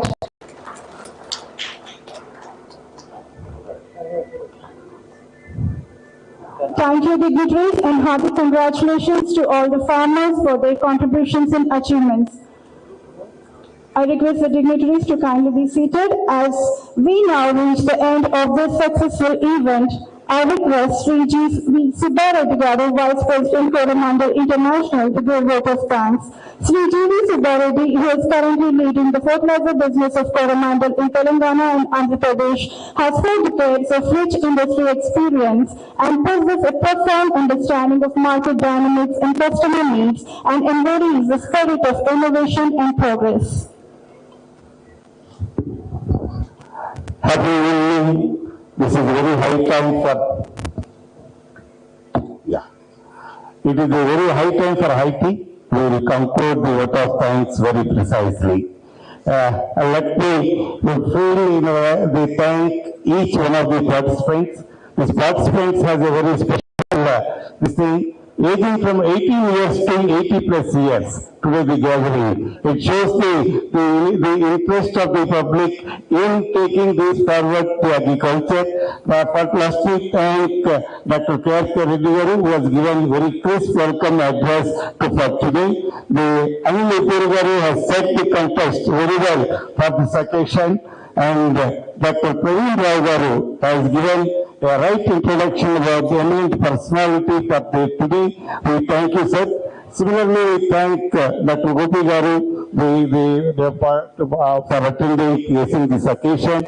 There are very eminent personalities among this. right and left wing, both wings are very strong. On the other side, eminent ladies who are known for their contribution to society, whether it is the smart cities, to the nutrition, to the horticulture, the other side, the extension eminent professors, and among us, we are very lucky enough to have the Jayaprakash Narayan Garu.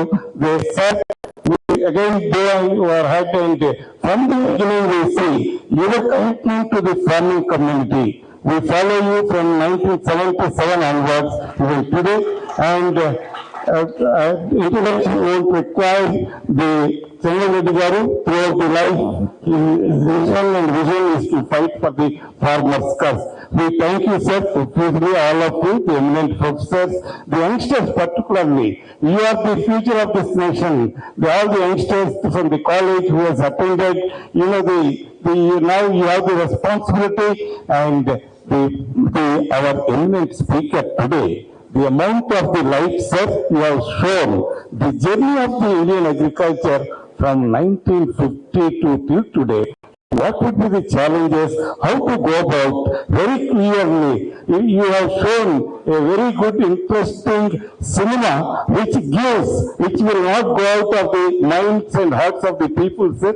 The way you have explained the importance of water use efficiency, particularly the use for not only the per inch of the land, but per drop of the water, what is the importance you have highlighted. You also have highlighted the need to change the cropping pattern. It is not the monocropping cropping which will give the sustainability to the agriculture. It is the diversification of the crops. From that too, the farm need to be treated as a factory. And the way you have answered some of the questions raised.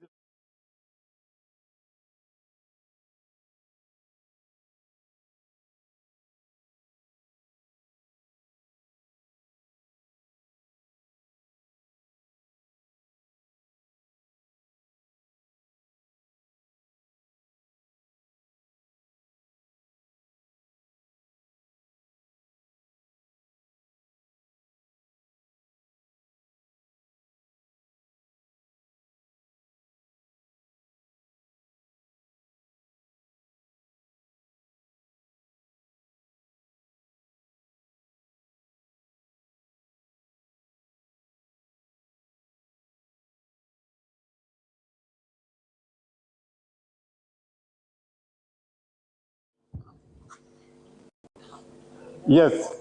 R.S. Reddy Garki, Rajsekhar Reddy Garki, K.R.K. Reddy Garki, Anita Garki, who has coordinated very well, and a lot of university professors who are there, Kaundinya Garu, Praveen Reddy Garu, అందరూ కూడా ఇక్కడికి వచ్చినటువంటి కార్యక్రమానికి వచ్చినటువంటి ప్రతి ఒక్కరికి పేరు పేరున ధన్యవాదాలు తెలియజేసుకుంటున్నాం. Thank you very much.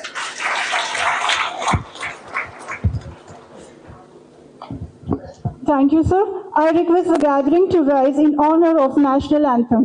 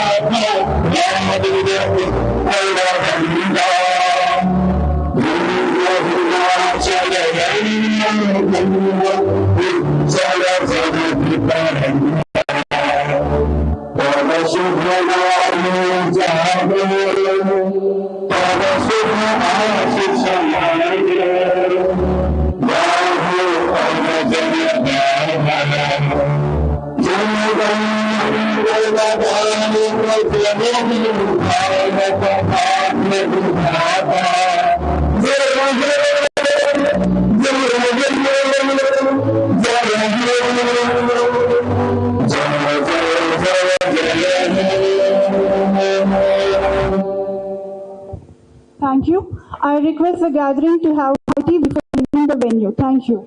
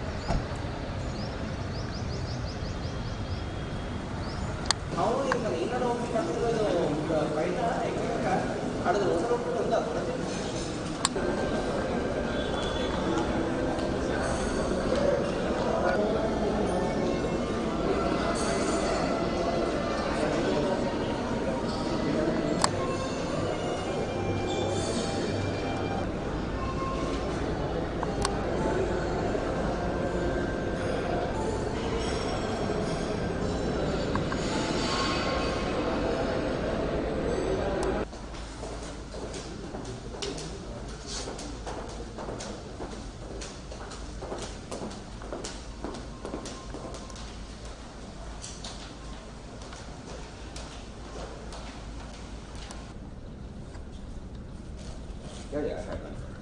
I'm late, but you sent a message. Immediately you will pick up. That's not good.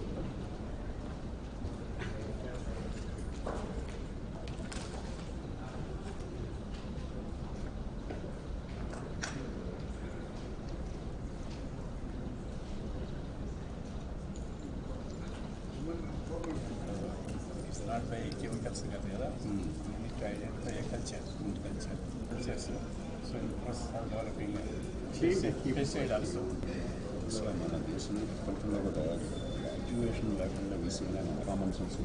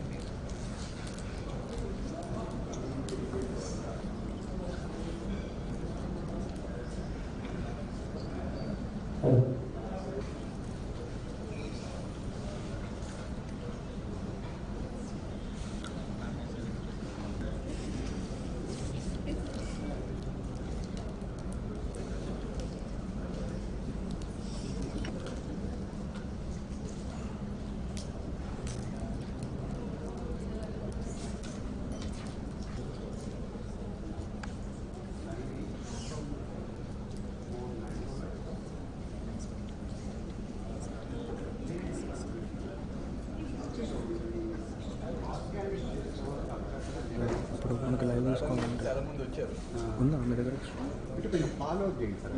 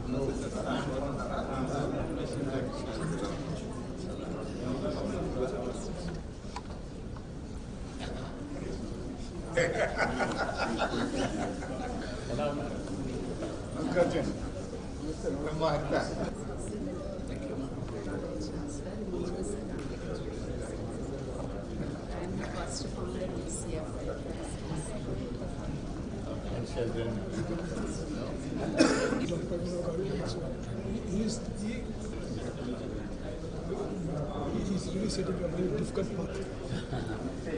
When you are on time. I see you quite often in TVs and all that. Mr. Siram Reddy.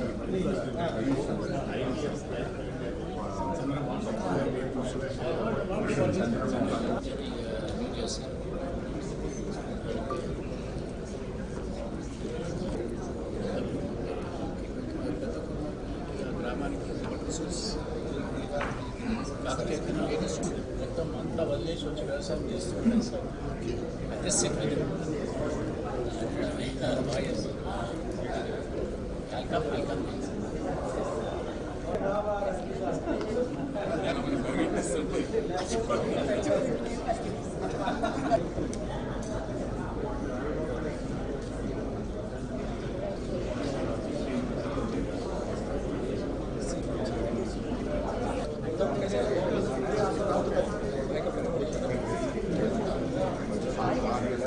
How much has they increased? Taxes on machines, taxes on